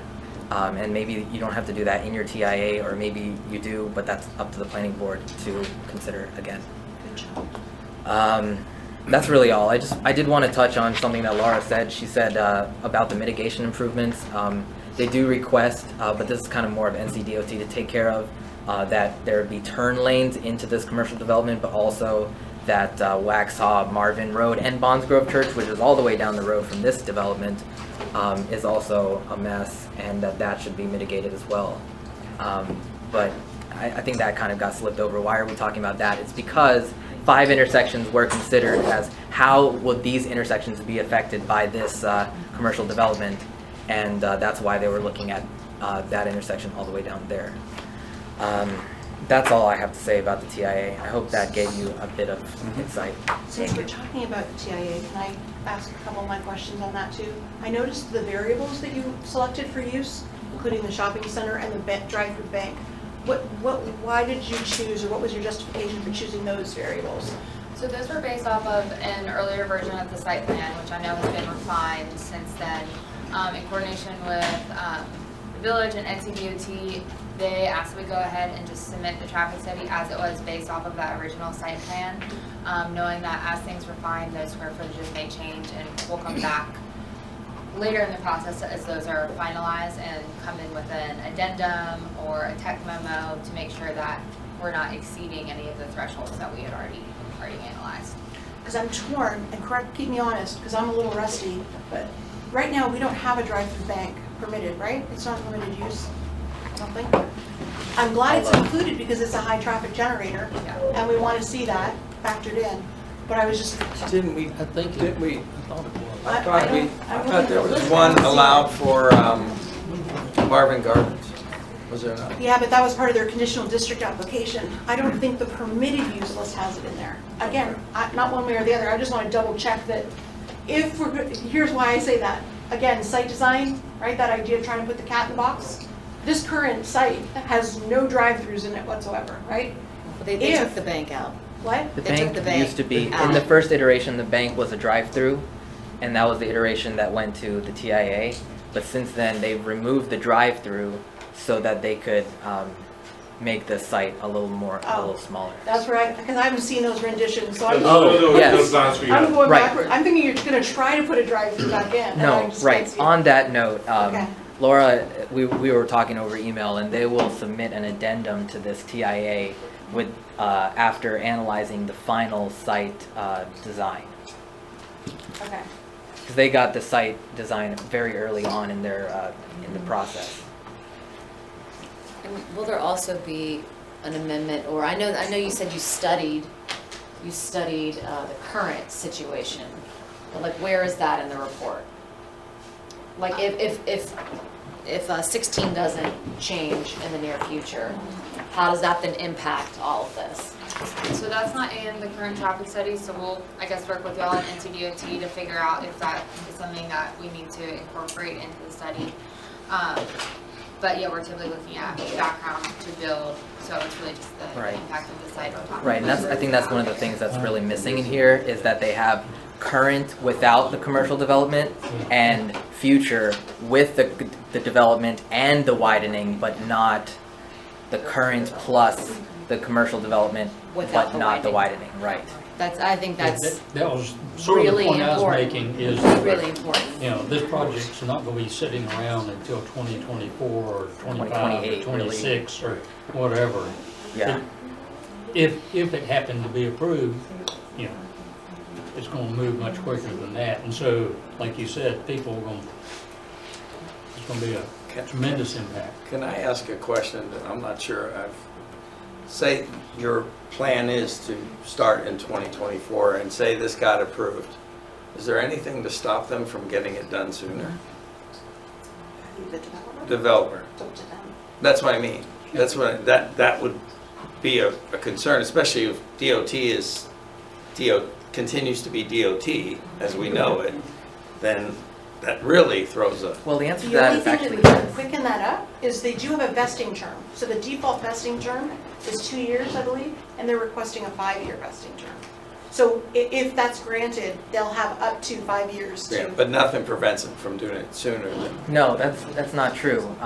We could put in the conditions, you know, when we get to the point of approving this rezoning, there's gonna be a good list of conditions. And imagine we could put a condition that says you cannot open this development until the widening is complete. It's funny though that you should mention that, because in the development standards right now, they're actually asking for the complete opposite. They're asking for the ability to have their certificate of occupancy before all road improvements are provided. Right. I'm just saying Just that, a to Joe's point, it's an option. I have, for the traffic experts and yourself maybe, so there was some talk about, oh, what if it doesn't happen? Could we at least get a light? Is that plausible? Is that realistic? Does that happen? I mean, that's a state road. Is that even a consideration or is that a fantasy? The representative from NCDOT at the last public meeting, he said, you know, even if we do go forward with putting a temporary traffic light now, between now and the widening, first of all, the developer or the municipality would have to pay for it, or a combination of that. Even though it's an F by their own standards, they wouldn't consider it? Right, because it's in their project list to be done in the future. It's not something that they're going to fix and then fix again, because 5-10 years is a small amount of time for NCDOT. It's Well, what if they allowed it? What's the ballpark on a little bit or so? 3 They're years? saying 2 to 3 years from the time that they say, okay, we can put it in a temporary traffic light, to the time that they, they put turn lanes on Bonds Grove Church, and then they wire up that whole intersection. The design of it itself would take 2 years, and then the construction would be another year or so. Just to get the temporary? Right. Because it would have to be compatible with the future. That's what we did with Marvin Gardens, in fact. So in the next few years, in the interim, until the widening, Marvin Gardens has a light on their access number 4. That will go So, away. yeah, but they actually had to sign on a condition with NCDOT with an acknowledgement that in 4 years, when that road is widened, that light might be taken off. What's the cost of something like that? In terms of design and then implementation? Yeah, maybe in the $300,000 range. So that might be something to consider as well. Is that something you're willing to pony up for, or share? And so, and we'd have to decide if we have to budget ourselves. So. Because it's an issue. Yeah. Incidentally, it's They're already suffering now, It's a really so. failing intersection. Yeah, So it's- if you were to participate in the temporary traffic light, it would help, your case. Mary, remind me, didn't Marvin Gardens insist on a light? They wanted the light, right? So they would have access in and out from both directions on Providence Road, right? Yes. Did they pay for it? But NCDOT, they kind of struck a bargain, because they wanted the light in perpetuity. NCDOT said, we'll give you the light for now, but no guarantee once we move into super streets that you're going to get to keep that light. And now that the super streets designs have actually moved forward, it's almost guaranteed it will go away. Well, I think that We would- didn't, yeah. we didn't We didn't pay do for it. it. No. No. And then the flip side of that is that Marvin Gardens has gone much slower than they anticipated, I would guess, as far as construction. A little bit. I think I would say a little bit. There was about a year, they seemed to be a year behind, I think. But to that That was a big point, concern. in case you're interested, their thought process, because I always wondered, well, why would you be okay with this idea that you're going to accept a light that's only going to be there for 4 years? Their argument was, or at least Tom Cowan said, by that point you've established your client base and people will come regardless. And so even if the light goes away, you can count on those people coming back, which I thought was interesting. Can I ask a question? Does the planning board need anything from the council to move forward? What? Well, I'm looking at things that, to me, I know you've spent money already, but to me, this still just looks like a preliminary plan versus everything that we've talked about as far as detail needing. There's lots of things that, to me, the stormwater downstream analysis, their ponds, and what happens beyond their ponds, et cetera. Lighting plan was already discussed, trash, stacking, et cetera. And I think, you know, back to also your comment of, you know, attempting to pack 10 pounds in a 5-pound sack. At some point, there's going to need some consideration of, well, how much can you afford to lose as far as square footage? Because I think we're looking at 10 pounds in that 5-pound sack today. There's one thing I'm having a hard time wrapping my brain around. Mike and I discussed this briefly in one of the prior meetings. And I know it's not a literal or technical consideration point, but I live in Marvin. And I'm thinking about what the intended uses are for this parcel and its juxtaposition on Providence Road, which implies the need for anybody who would want to rent space in there for the traffic itself. And those people being interested in those parcels would want the traffic. However, our ordinances preclude almost any high traffic use, like fast food or even to some degree a bank, given the location here. I'm just concerned that one of the residents spoke about the empty parcels, the empty storefronts all down through Waxhaw, that we would accommodate something that we know is not going to succeed because our own ordinances preclude high density and high traffic uses. I'm just concerned about that because I live here. I know it's not a technical consideration in our process, but as a person and as someone who's concerned about the highest and best use of the remaining parcels in Marvin, I can't get over that. Well, and part of that pro forma analysis really is there a way to, maybe there's a way of reducing the square footage, and that's why you have a conditional use district, where instead you decide, yeah, we'll take the drive-through bank because that's going to be more profitable for them. And in exchange, though, we're talking, we can afford now to put less square footage on the lot. And so, you know, those are the kinds of trade-offs you can talk about. I'm sure they don't want to hear that. Well, I don't want to prejudge their business model. Yeah, I'm just saying but I general. don't want empty storefronts either because we won't allow the kind of things that depend on traffic, and that's what Providence Road has, is traffic. If I can speak to that a little bit, I will say this. Even though we don't technically allow it, right, we obviously have entertained them in conditional districts, right? We've approved drive-throughs on Marvin Gardens, we've approved the drive-through bank, we've done all that. So it's not that we won't consider it, and I'll just, another little tidbit. When we reviewed and put in place a lot of our development ordinances in 2017, I'm sure people will wonder, well, why is it that we have drive-through standards to make sure that it's screened in landscape, even though we don't allow drive-throughs? That's why. Because we expected, as we have for 10 years, that someone's going to propose it, and rather than being caught off guard again, we'd have it. I just, one thing I would wonder out loud, and I know if I was developing this with my money, I would say, like, so Rowan, you made a comment, you could, in the conditions, say you can't open until the road's expanded, right? You can make conditions for... So, yeah, but I mean, I think, as everybody sits here reasonably, say, if you take an F intersection, you know, it's currently an F, and you put this here with no road improvements or no temporary measures at all, that seems not, you know, it seems like it's a hard road to get to there.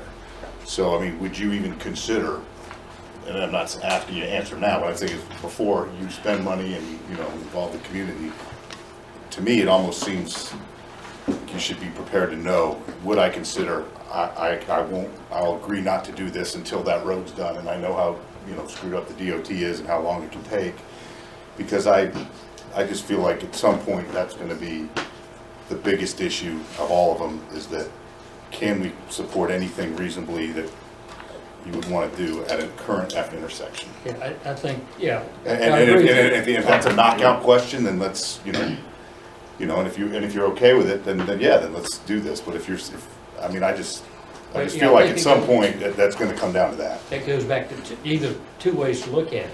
Either, you know, nothing can be done until that road's built, or temporary improvements are done that is basically waste. You can call it wasted money, or at least it may, you know, assuming that it would be approved, you know, that it would be, instead of waiting until 2026 now maybe, or whenever that may be, it may, you know, expedite a project. for something, I don't Yeah. know. I think to piggyback on that, what we learned is in your neighborhood, because of the widening, they're coming in and that whole sidewalk in front and everything we work so hard to get to, they're basically telling us what's gonna happen and where the sidewalks are gonna be and all that. And there's a lot of money, in my view, wasted that the original developer put in there, and then only to learn later the DOT is gonna come in and do what they want. So how that affects is a concern too, which would be a concern for how it affects your frontage as well, if that's not planned for, because I'm glad you brought that up, because that was my next question. I haven't been watching the NC-16 widening like the plans. I'm retiring soon. But are they planning on widening into some of their lot line now? Like, where's the right of way going into now? That's a good point. Basically, in the very beginning of this process, the designers were alerted to the fact that this road is going to be widened, and so as you can see, the widening plan is overlaid on their site design, and basically the dark black box that they're using as the perimeter of their design already incorporates the future right-of-way that's good of the widening. It doesn't change. And you see, the current right-of-way you said was, The current right-of-way dotted is, line or let me something? zoom in here. The current right-of-way is gonna be this dashed line here. And the road is actually only this darker shaded area here. So there's, Wait, if go back they, again? Say that again? the road, okay, existing. right. The road is only 2 lanes right now. Right. And so it's just this kind of darker shaded area in the middle, whereas, and the right-of-way is just a little bit outside of that. so you're saying from here to here is the existing road. Right. Okay. And then this dash, this small dash and big dash line is the current right-of-way, whereas this dark line here is the future right-of-way line. In addition, the sidewalk was going to be here, but they've kind of meandered the sidewalk inside their property, so to have a more cohesive design, and also to save DOT, having to build or destroy an existing sidewalk and rebuild it. So theoretically, our 25-foot setback proposed is going to be like 15-foot. No, the 25-foot setback proposed is actually from the future right-of-way. So, The current right. one is 50 feet or Right, something. so if they were to build it now, the setback would be more like a little over 50 feet. And then when the future road is expanded, there's still the 25 feet right-of-way that they're also, there's gonna be in the road. There's not gonna be anything there because the sidewalk they propose to move it in closer to their development. And so there's 25 feet on their side and then 25 feet on NCDOT's side, and then the road begins. And that's why I was more willing to give them a smaller road setback, because when you look at, the situation as a whole, there's more space than, it seems if you just call it a 25-foot setback. So if we have questions, do we throw them out now? Mr. Mayor, when would you like us to do that? I mean, we're here now, that this would be a good time, I guess, if we have the developer here and then something to think about, or we could schedule another meeting with. No, we're here. Let's work. Okay, so one of the questions I've got is with regard to the lot lines on the plan. So the Marvin ordinance allows one principal building per lot, right? So what I read in the development standards was we reserve the right to sort of sell these off later. I don't know how to frame this up. Is the current plan to own all of those buildings in common and run it as one development? So we do have the 2 separate buildings that there are, the 5,000 square feet. Yeah. So we do have a plan to sell them off as outparcels. They will still adhere to the overall, the plan of the area and the camps and everything, but they'll be sold off to, that is the original thought. I had a little trouble reading the out parcel lines. Can you just draw them out for me to make sure I'm following them right? The out parcel lines as proposed, there's one out parcel that looks like this, kind of slanted shaped on the corner. Okay. The other out parcel is gonna be this trapezoidal shaped thing here. Okay. And these include the parking and the building for both of those. And then this is the remainder is the parcel that they plan to retain in ownership. I'm gonna zoom in on that parcel again. The reason I'm asking, because this ties to the common open space, long-term maintenance, right? So the out parcel line goes all the way out. I know this is getting a little in the weeds, but I want to be sure I understand long-term implications. So with that parcel going right out to the right-of-way line, actually either parcel, you see how you've got that greenway and the common open space?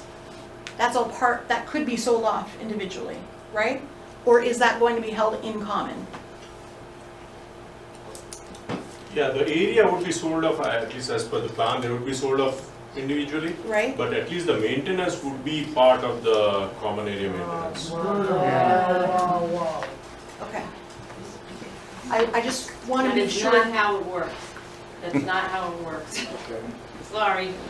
I just, that's why I'm asking these questions, because I want to be sure I understand when you're, those parcel lines, right, like they cut right into public open areas and public easements, because those sidewalks are going to be public easements. And so I'll leave it at that without getting in the weeds. I'd like to understand that a little better.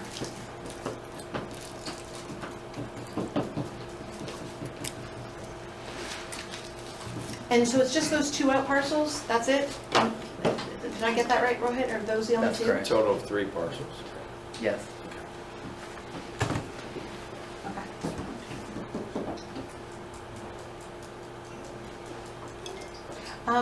The common, so the code requires, I'm sorry, I just had trouble interpreting. Sorry if you've told them this all before, this is new to me.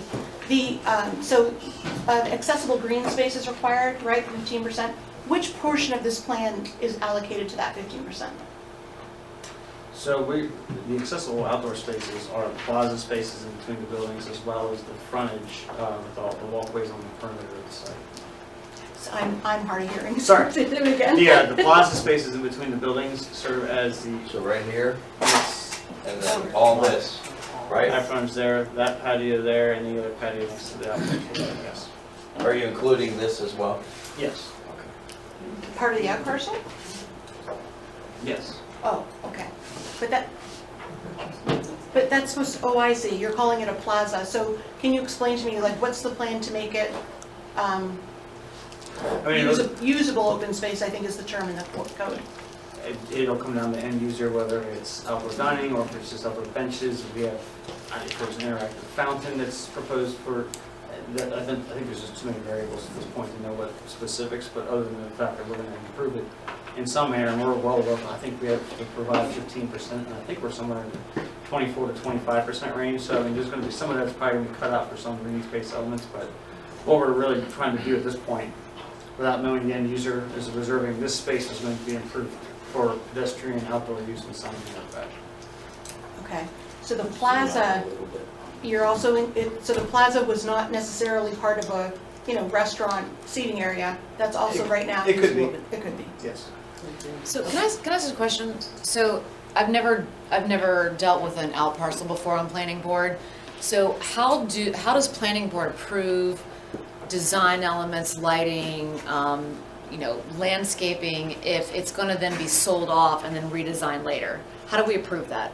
So the design review board has a process for approving with an individual building. So. Yeah, and it's us. Right. That's you. It's us. So This is, I'll be honest, this is a little bit different than what I've seen too, because we were talking about the common open space share.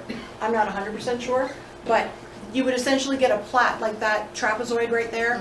That would come in front of you as the DRB when they're ready to develop it. All the landscaping for that would be provided. The individual building for that would be provided, and you'd be approving all of that in your. And the design review board. But as a planning board, Rohit, how do we approve something that hasn't been designed yet? This is something that came up. We were talking about how do you compare, Marvin Gardens, which is also a conditional district, to this. There is, in this case, some of you were here when Marvin Gardens was being process through the planning board and design review board. They were an individual conditional district, which means they were working off of nothing. Well, not nothing, but I mean, there was an ICD ordinance back then. It was very slim compared to this, which is a conditional district with a specific name that's already in our book. I have to correct you, because Sure. I know there's a lot of people Sure. who get hung up on this ICD. The ICD relied on all the exact same ordinances that we're using for the CCD. It literally said, ICD, this is the ICD, when you want to know what to build, go to the CCCD. That's what our ordinance said. So I just, because I know some people I know this. are in love with this idea that the ICD was like a free-for-all. It never was. I just want to be sure that that's clear. Well, when we recommended that, it went up with the awnings have to be green, the lights have to be brown.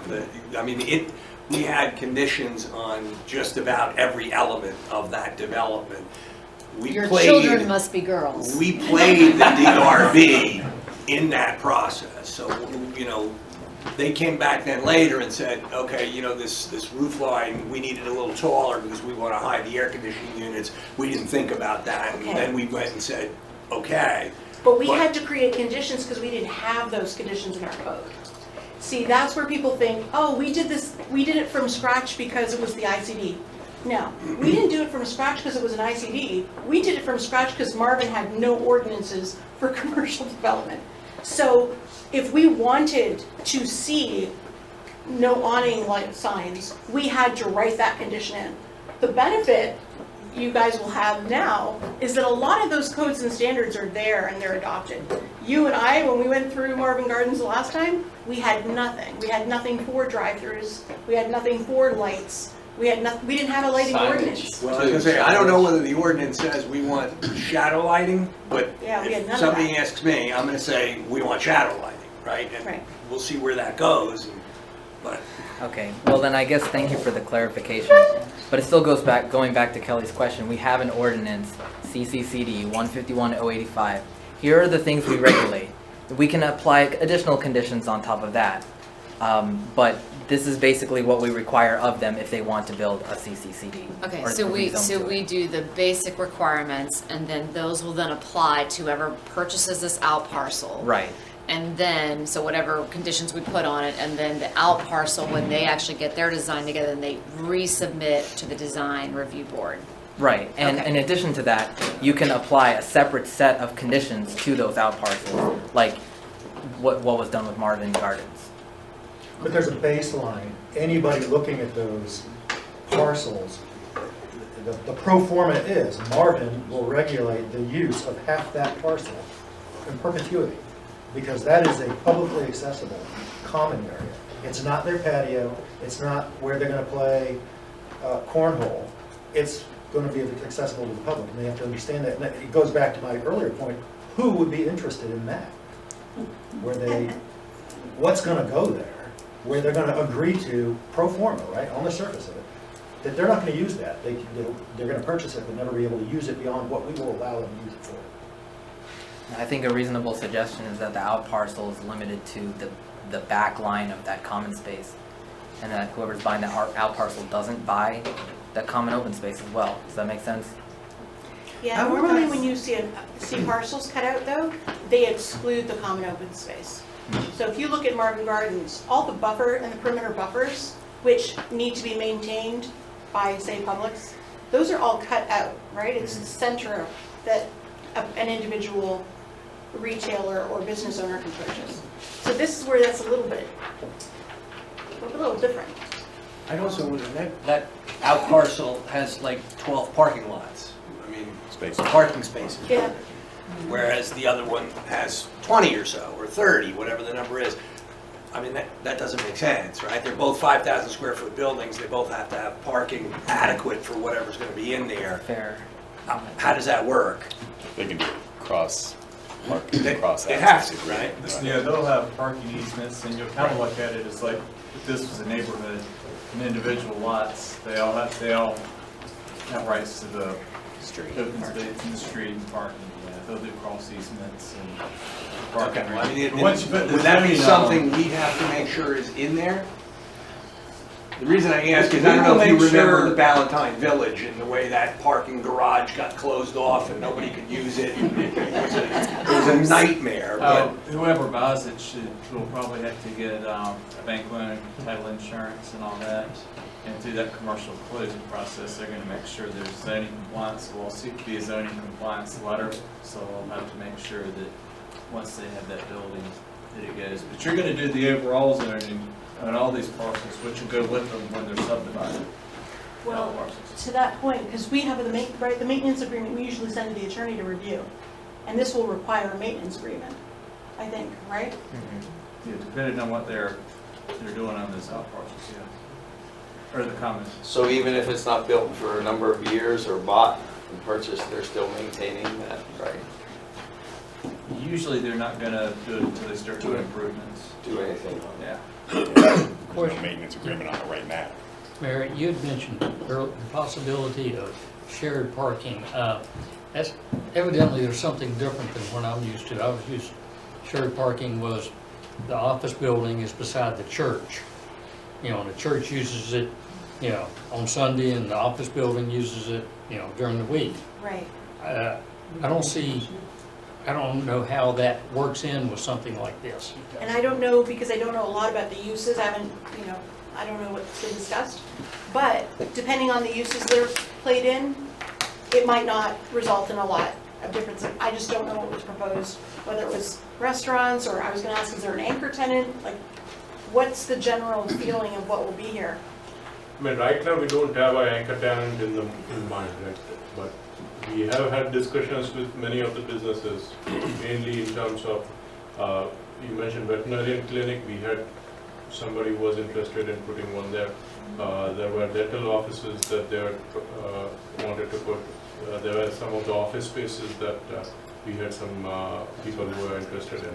Office spaces in the sense, insurance agents, real estate. There was one real estate office space that we were talking about. So I think to what you're getting at is they're probably all very similar daytime type office uses, retail uses. It'd be tough for a shared parking That's scenario. what I was thinking it the same would thing when it was brought up. It's just, especially not knowing what the end users are gonna be, in order to allow flexibility. I don't Yeah. quite see how that would work. I'm not, you know, attempting to shortchange this evening, but should we be giving, you know, making a list of stuff that, you know, we need to see, you know, before we can even think about taking it another step? Like I said, you know. To another public. I have a list. I have that list. There's somebody person back here, yes, no doubt about it. You've been back here making notes, but I mean, you know, officially, you know. Yeah, that would be very helpful. Yeah. Mary, could you, Do we want to, Mary?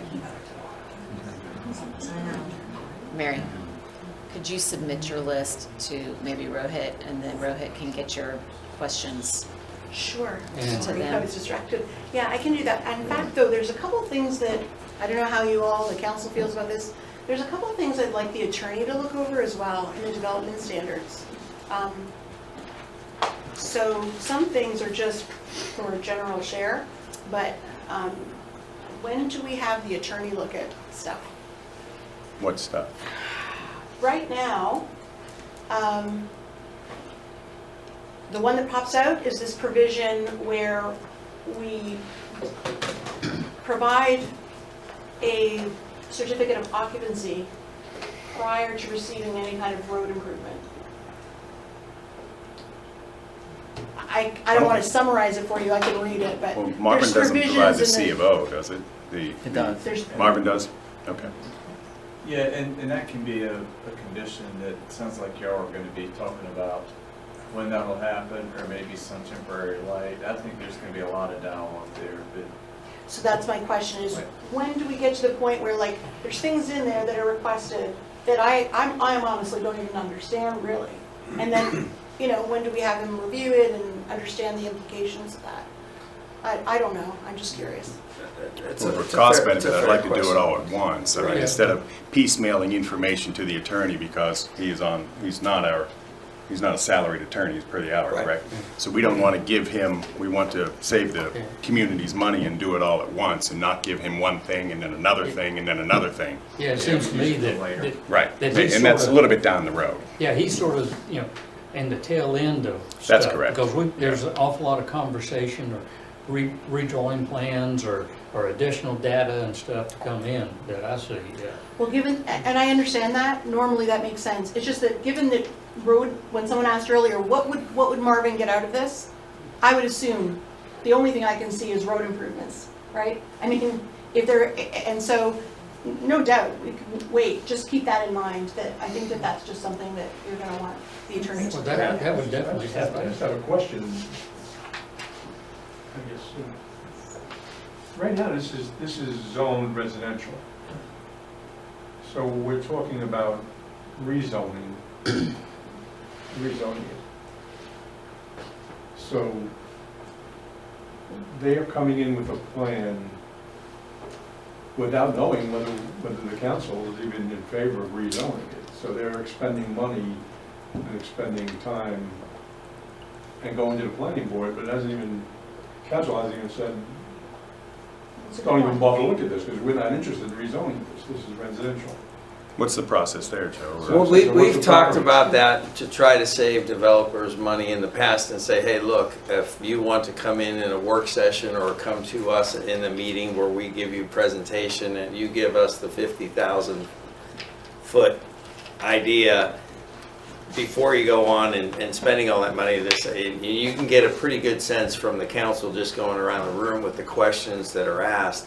Hey, is this something we would even consider? That's what we talked about having as a process, that anytime they would come to Rohit, that he would invite them to say, okay, before you start putting all this money into That initial meeting with the council. that initial meeting with the council, which I don't believe ever happened. Well, can this function as that meeting? Well, shouldn't you guys do that first before I mean, why- planning board even looks at it? That's my feeling is that. It's optional, but I It's in mean, the code. I would hate for him to spend all that money and you guys deny When this was rezoning. 2 years ago or whatever, regarding the veterinary hospital or whatever, that was sort of thrown out to the council. The council said, that's something we could maybe think about, because it's, while it's not residential, it's only one building and it's small, and this is something completely different. I don't think this was ever in our wheelhouse, that we were looking at something Well, like it's this. never come across as Right. far I'm as a saying, so discussion, but why that's did what this- we've always why talked now- about doing. Why didn't it come to us But still can. It still should. before it even went That's anywhere, why. Yeah, that's why, though, Nick, because we did, it's funny, we devised that little process at the beginning, but we also said it's suggested or recommended, and we made it optional, and then it was. Because it seems like now we're, Yeah. I mean, in the past, right, planning board would get something, they'd have to have the completed application. Yeah, we were trying to They, avoid that. they, do all their things. I mean, I just saw this maybe a week ago.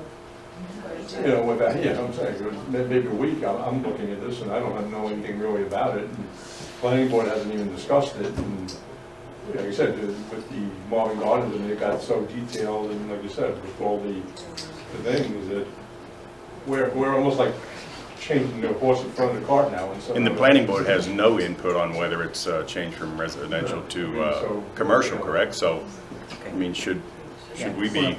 Can I make Yeah, a few please, points here? please. So there's a lot of questions that were just raised. Let me clarify. So we have conventional districts and we have conditional districts. And they called my office one day and they said, we're interested in commercial, what are options? Well, our ordinance only allows conventional districts on Ray Road. And this is not on Ray Road. So I invited them to apply for a conditional district, which is allowed on Ray Road and Providence Road. And so that's why we're here. A conditional district has all these requirements before they get the rezoning. There's this whole checklist of things that they need to show council and planning board and go through this process. All that happens before they get the rezoning. Whereas a conventional district, you don't need the site plan or anything, but our ordinance doesn't support a conventional district at this location. The next thing is that I did present them the idea of that preliminary council meeting, but I think I also told them that this is in our land use plan, so they never sought out that optional meeting with council. Lastly, I've told them abundantly, many times, that you know, this process is not going to be it's not going to happen realistically the minimum that is prescribed in our ordinance. Isn't that true? I told you this is going to go between planning board, between council, many times before you get to the point where in our ordinances the planning board says they can recommend it and the council says that they can approve it. Even though the council, it says you could possibly see it only once and then approve it. But I told them, I made it very clear to them, it's going to take several months, 6 months perhaps, before, you know, they get that approval. So they know that you guys aren't going to look at this in the beginning and think, oh, I'm just seeing this now, but you know what, this is fine, because that's not how Marvin works, and I made that clear to them. Like I said, my feeling is only that it probably should come to the council before it even goes to the planning board. And in fact, again, the council has the decision on whether they want to even entertain it or rezone it, because it is, you know, it's residential, and I think it was brought up, and, you know, it was sort of never supposed to be anything but residential, you know, when we did the courtyards and we did the developments there. So, I mean, it just seems like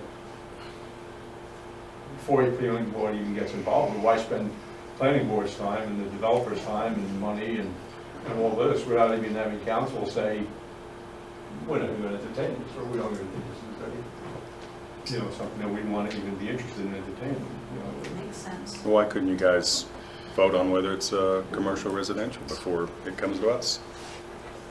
I mean, that's a obvious point that somehow it's got. Okay, go ahead, please. That's not the way the Okay. the process works. It's an option for them, but once they submit an application, Okay. they have the right to see it through. Okay. So that ship sailed?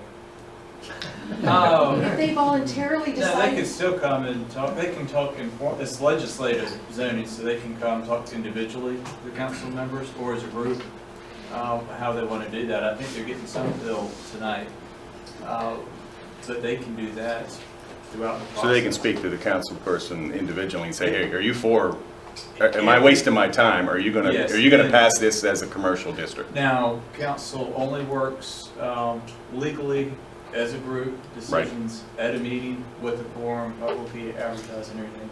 But an individual council member can go, this is just me right now. Gotcha. You know, it may change as this goes through, but I like it. Or I don't. And they can kind of, or I would like it if.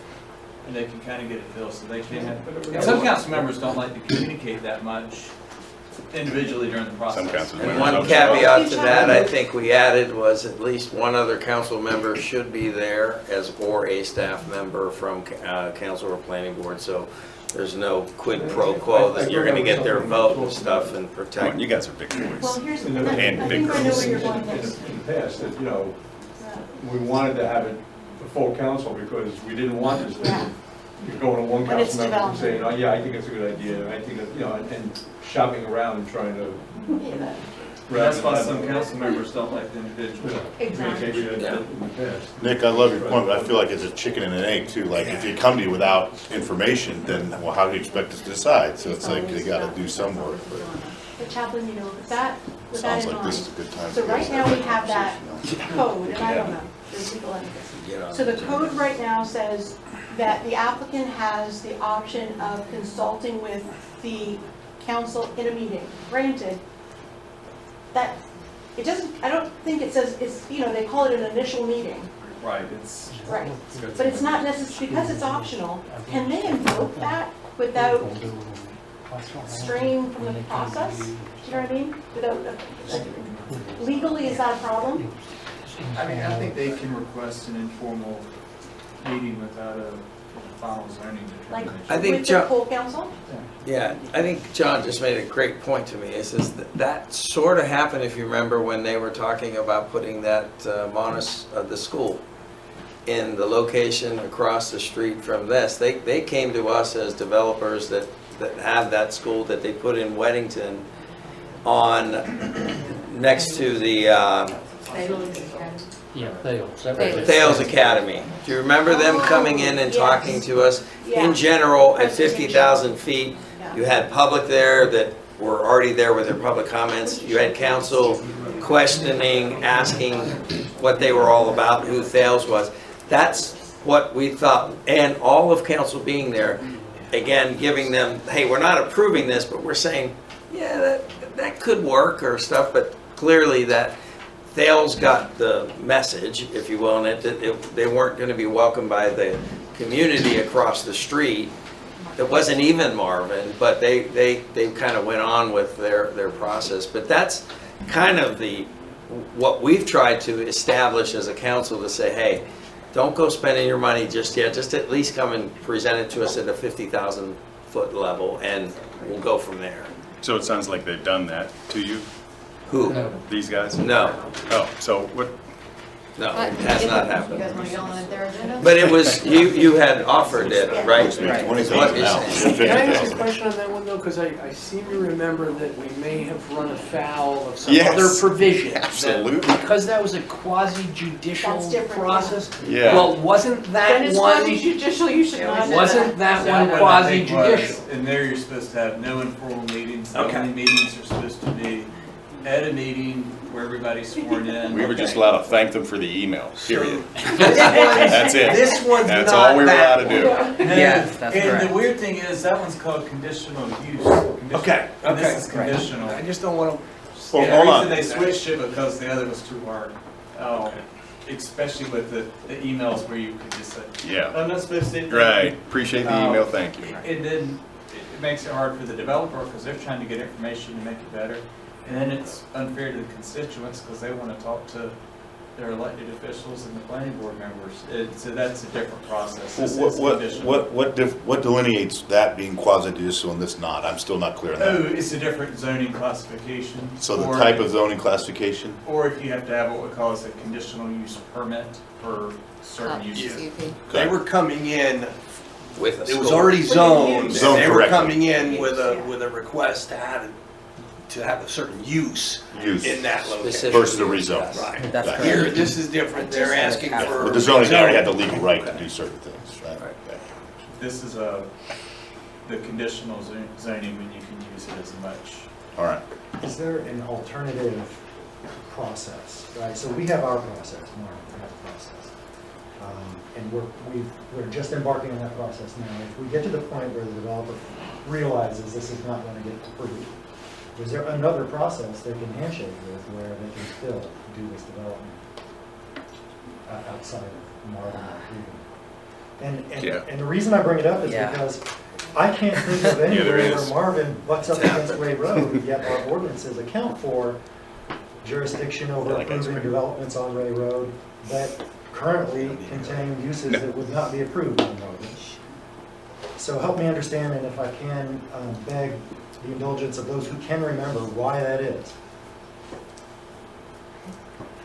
I'm not sure I followed you. I Yeah. wanted to. Well, Can can they just say, okay, we're gonna take our Take some of our jacks here, and we're gonna go over to Union County, and we're gonna get this done anyway? That's what it is. Sort of, Just but a no.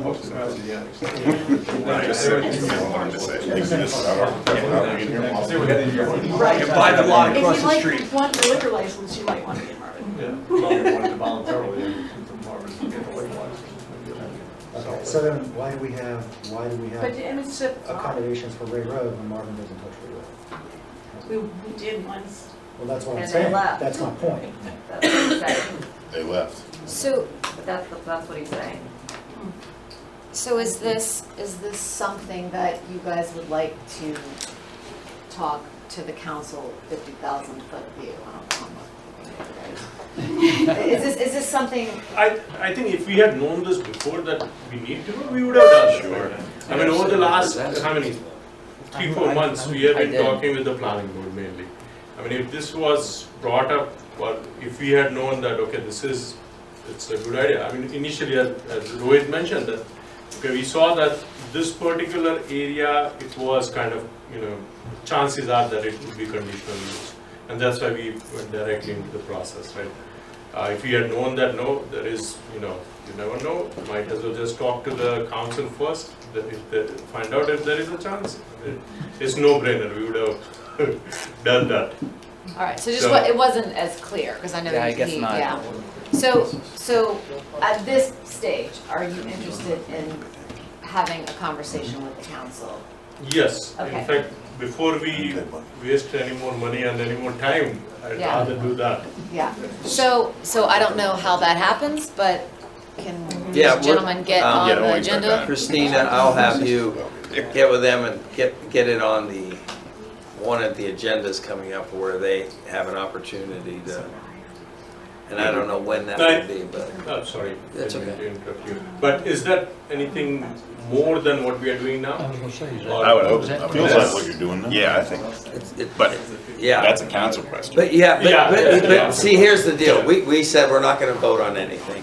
Yes. But I think going around the room after you've presented and we throw out some questions at you, and what do you do it how, is, I mean, you may get a good feel for, you know, at 50,000 feet, is this something that is even remotely gonna pass? Or we're gonna say, you know what, this is, the next point, this was always, you know, residential, and we're not interested in changing it, and then that's pretty clear. And I don't know if I council's, think it goes to the point somebody made in the audience, and that is, give us a reason to embrace it, right, right? I mean, the issue is, you're coming here and asking for us to change something that is in place, and we're not really hearing a reason to embrace that idea. So I think that's what you all need to do, is give people a reason to embrace your idea. I think there's a lot of questions that, you know, there's the traffic questions, there's the drainage, I know there's, you know, if they run off the drain, there's runoff questions. There's a lot of questions, so like I said, why would we embrace this? What is it about this that we want to? And in that respect, I don't know that it matters who you speak to, whether that's the planning board or the council, the message is the same. Give people a reason to embrace it, and then you'll see where it goes. And my other question is, who is the developer on this? I mean, I don't know anything about the developer, I don't see anything about what have they developed before, have we seen what they've done before, where they've developed? So I'm the local partner here, but my main partners are from New York, and there they have mainly motels, hotels, and some of the shopping centers. So that's what they have been working on, and mainly New York, we have Virginia, but mostly concentrated in New York area. have they done stuff on areas of just only 10 acres? Probably more. So they have bigger developments as well, but nothing in this area, nothing in Carolinas. And as right now, as far as we know, we have nobody is looking for these properties. We have no tenants or anybody. No, we don't have any tenants. No, So it's just it's purely speculative. That's correct. I mean, right now we don't even have a zoning, so I don't think we can get Sign tenants. leases, Yeah, no. yeah. Yeah. Run into trouble. All right, so Yeah. they're gonna someone's gonna get him on the I think agenda. Christina, Perfect. Could council tell us whether to spend some time on this or not? How about that? Now, my question probably to you, Who's you? who are you pointing to Chaplain, Oh, Chapman, okay. is our ordinance has a specific timetable. It does, and your It 60 is- days, once the completion is fully complete, everything is there, and we've had the staff review and formally submit it to you, then the 60 days starts. What I think they're gonna do is kind of put the brakes on that, because they're not gonna get the additional engineering time and other things, and they'd rather just slow that down a little bit before we That's what I'm asking. You know, I don't want someone next month saying, hey, the clock is ticking, and it would do everyone a disservice tonight to say that. And if if, the application isn't complete. It's not complete. We don't have an application. The time has to So- start. I'm clarifying. can I, Does the applicant Yeah. want, have under timelines that they want to get things done by? yeah, when would you want, like, how soon would you like to have a meeting with the council, for instance? Or could you wait a few? We have an election coming up too. Yeah, that's Council's gonna the change. 800-pound elephant that we're not discussing is within 1 month, we have an election. Less than a Let me- month. You're gonna have 3 new people. You're gonna have. Let me get back to you guys on that. I mean, I'd rather talk to my partners in that as well. I mean, ideally, when we started this process, we wanted to get it done as soon as possible, but with additional meeting, I think it makes sense to.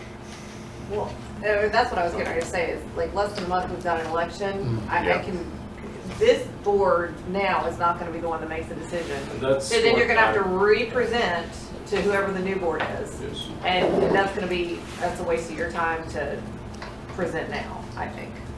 That's Planning board should be I'll the be same. there, but, Unless we get kicked off. so I'll hear it twice, We'll but be you the know. same. You know, I know that you guys are not the board, but what I would really love to see is this, you already own this property, correct? One So- of the parcels. One of the parcels, that's right. So, is if this plan doesn't go forward, if potentially the rezoning is not granted, what else could he do with that property so that he could still, you know, Which residential? R40, isn't it? Residential Yeah, it's subdivision. It's residential. right, but it's like residential on like a really busy road. So like, are we really talking about putting 1 acre, quarter acre He probably houses would- and, He would yield what, maybe 7 homes in there? Could. Well, that's why we think it goes back to what Chris and I maybe were talking about before, is that, you know, the nice thing about conditional district is you can offer a heck of a lot, right? Maybe it comes down to 1 or 2 uses that aren't necessarily expansive in terms of density, but your return is much better on them, right? And in turn, we're not putting as much burden on a corner and tightly packing it into the sardine corner next to the development. I mean, it feels like there's got to be some other options that would be a win-win all the way around. yes, I agree. And, you know, 10 pounds in a 5-pound sack. Right. It's come up a few times that if you were to consider reducing square footage, it could be a lot more agreeable. And the key is, in the past, previous developers have come and said, okay, tell us what you don't want. And we don't want to go down that road either.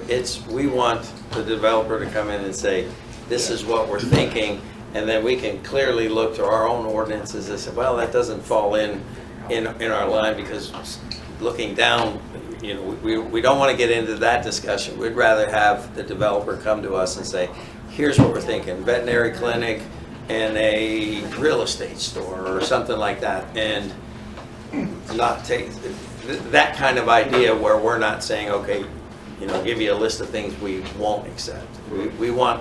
We'd rather give you a list of things we would accept. I think that's As fair. well as the nearby residents, because it's very easy to not want something. So if we could change the conversation to what would people want? What would you accept? What would you spend your money on? What would be convenient for you? Like if we address traffic and everything like that. So I'd just be interested to turn the situation and the conversation around to what is acceptable, that where we could all kind of meet in the middle, because I just don't know that's our I just at least need to head that down that direction. our duty. I don't think we should go No, there. no, I'm saying Okay. I'd like that to start happening. Okay, yeah. I'm on the planning board, it won't come to me until it's No, decided. in so. all honesty, it really depends on the applicant. If we're going to- We're not What? developers. Right, It's you not our shouldn't be. job Yeah. to tell people. But we also live here, and I drive up and down Providence Road, several times a week. I see what's empty and I see what's opened and closed, and was there 2 weeks ago and it's not there anymore. And I don't want to. I'm not here to judge anybody's business model, but that's Providence Road. It demands something. People, any business that wants to locate there is going to depend on the traffic. So that's the deal. So that's the reality of how the business model would work. And feel free, council, that if you have any other comments you want to make, but I think we have kind of our marching orders if you're going to talk to them, and if the developer wants to kind of pump the brakes a little bit on that, just knowing that we do have an election within 30 days coming up, and then is there anything else? Have you guys, on that thing, have you guys spoken with Councilman Epps? It has been forever since he's been to a meeting. Is there something wrong that he's not attending? Yeah, okay. Okay. Yeah. I mean, it's, Yeah. That's after the meeting. that's after the meeting? Okay, Okay. thank you. Would residents be invited to this meeting? Which one? The residents are invited to pretty much Have to every be. meeting we Yeah. have and stuff. Everything is, in fact, I coined something, I hope the next mayor continues it, but I've had very little access to it. I called it a cup of Joe with Joe. Anything residents, neighborhoods have issues with, whether it's HOAs, it's Wednesdays at 10 o'clock is open, and I'd like to see, and it's inviting two other council at a time or a staff member, just ideas. I mean, and it's specifically not for developers. It is residents that have concerns and stuff like that. Getting emails and stuff, a lot of the emails we got, quite frankly, were inaccurate in the sense of where we were on this process, saying that how could this be done, and that nothing has been done yet. So, but we're as transparent as we can be, and we'll always invite public to be at these type of meetings. So we will announce it. It's on the agenda when that time comes, when the developer wants to sit in front of council, and we'll make sure you guys know about it. Thank you. What do you think, Chris? Morning bliss with Chris? Is that what you would say? Because, All right. and I just raised this because I sort of made a promise to the residents that I would bring it up. This idea of having a town hall type meeting. I don't know if we've now moved way past that point, but I feel obligated to bring it up. Do we want to have another open forum where we're discussing? Yeah, I these think that's people? something, that, that there's a process for that, where we have that engagement, where there's representatives from that community, rather than thing where we can have a meeting discussion, because there was a time, I remember, when not 30 people showed up, but 90 people showed up, and it can get overwhelming to get something accomplished in a meeting. So some sort of format where it's an engaging, where you get to talk to them, but still, somehow that neighborhood or the concerned residents form a group and say, okay, we're going to represent with these 3 or 4 people and sit down with the council. I think that makes a lot of sense going forward. We haven't done that. Well, you know what, sorry, go ahead. I was just gonna say, a couple of years ago, we did this with the planning board. Who was around? You guys were around. When we had the land use plan meeting, and we had residents come in, and we had our meeting, but they asked questions, it was sort of open format. Yeah, but they didn't allow council to be there, if you remember. There was only, so that they didn't want council to be there. They specifically said, I can't be there, if I remember correctly, when they tried to have that engaging thing where you had people wanting to talk. So. Well, I guess we need to figure out first, though, whether it can be rezoned. So, I guess when we get that answer, So I'm gonna need. maybe we could pursue that. Motion to adjourn. Yeah. You make motion to adjourn? So moved. All in Second. favor? We're not, Were we talking? Mary was asking a question if we wanted to have a town hall. I was gonna interject and say, I think it's a good idea to do that, but I think it needs to be after the developer decides if they wanna come back and sit in front of council, which again, I highly recommend it be whoever the new council is, because this council here is not gonna make that decision. Right. So in all fairness, I think what I was reading that question was going forward for not just this, but anything Yes. forward, that we haven't even discussed it in a work session meeting, or how that even we incorporate that, and what venue do But we Mary create was with talking that. about for this specific And- agenda item. Right. We talked about it at the beginning of the meeting, and so to address that, I think it's a good idea, but it needs to be after the new council's in, and after developers come back to us. Completely agree on that, so. What's the time frame for the new council, when They take office December 5th. December Yeah, the 12th. election's next month. But again, 12th. don't come on the 12th thinking you're gonna get anything done. Or the 10th, so it'll be like January. Is when your first probably opportunity would be December. in January. Is that fair? All right, so you guys have made a motion. Did you pass the motion? Well, you want to ask your council? Planning board I- meeting's done. You guys are done. So council, Or yes. us, Barbie. Can we redo that for the record? So Sure. John, whoever go made ahead. the motion to adjourn for the planning board, There's a motion, So moved. who made the motion? I made the motion. Okay. second. Kelly seconded Kelly it. second. There you go. All in favor? Aye. Planning board is done. And then I'll look to council and make a motion to adjourn the meeting. All's in favor? All right. Joe made a motion, I second. Thank you. All right, okay.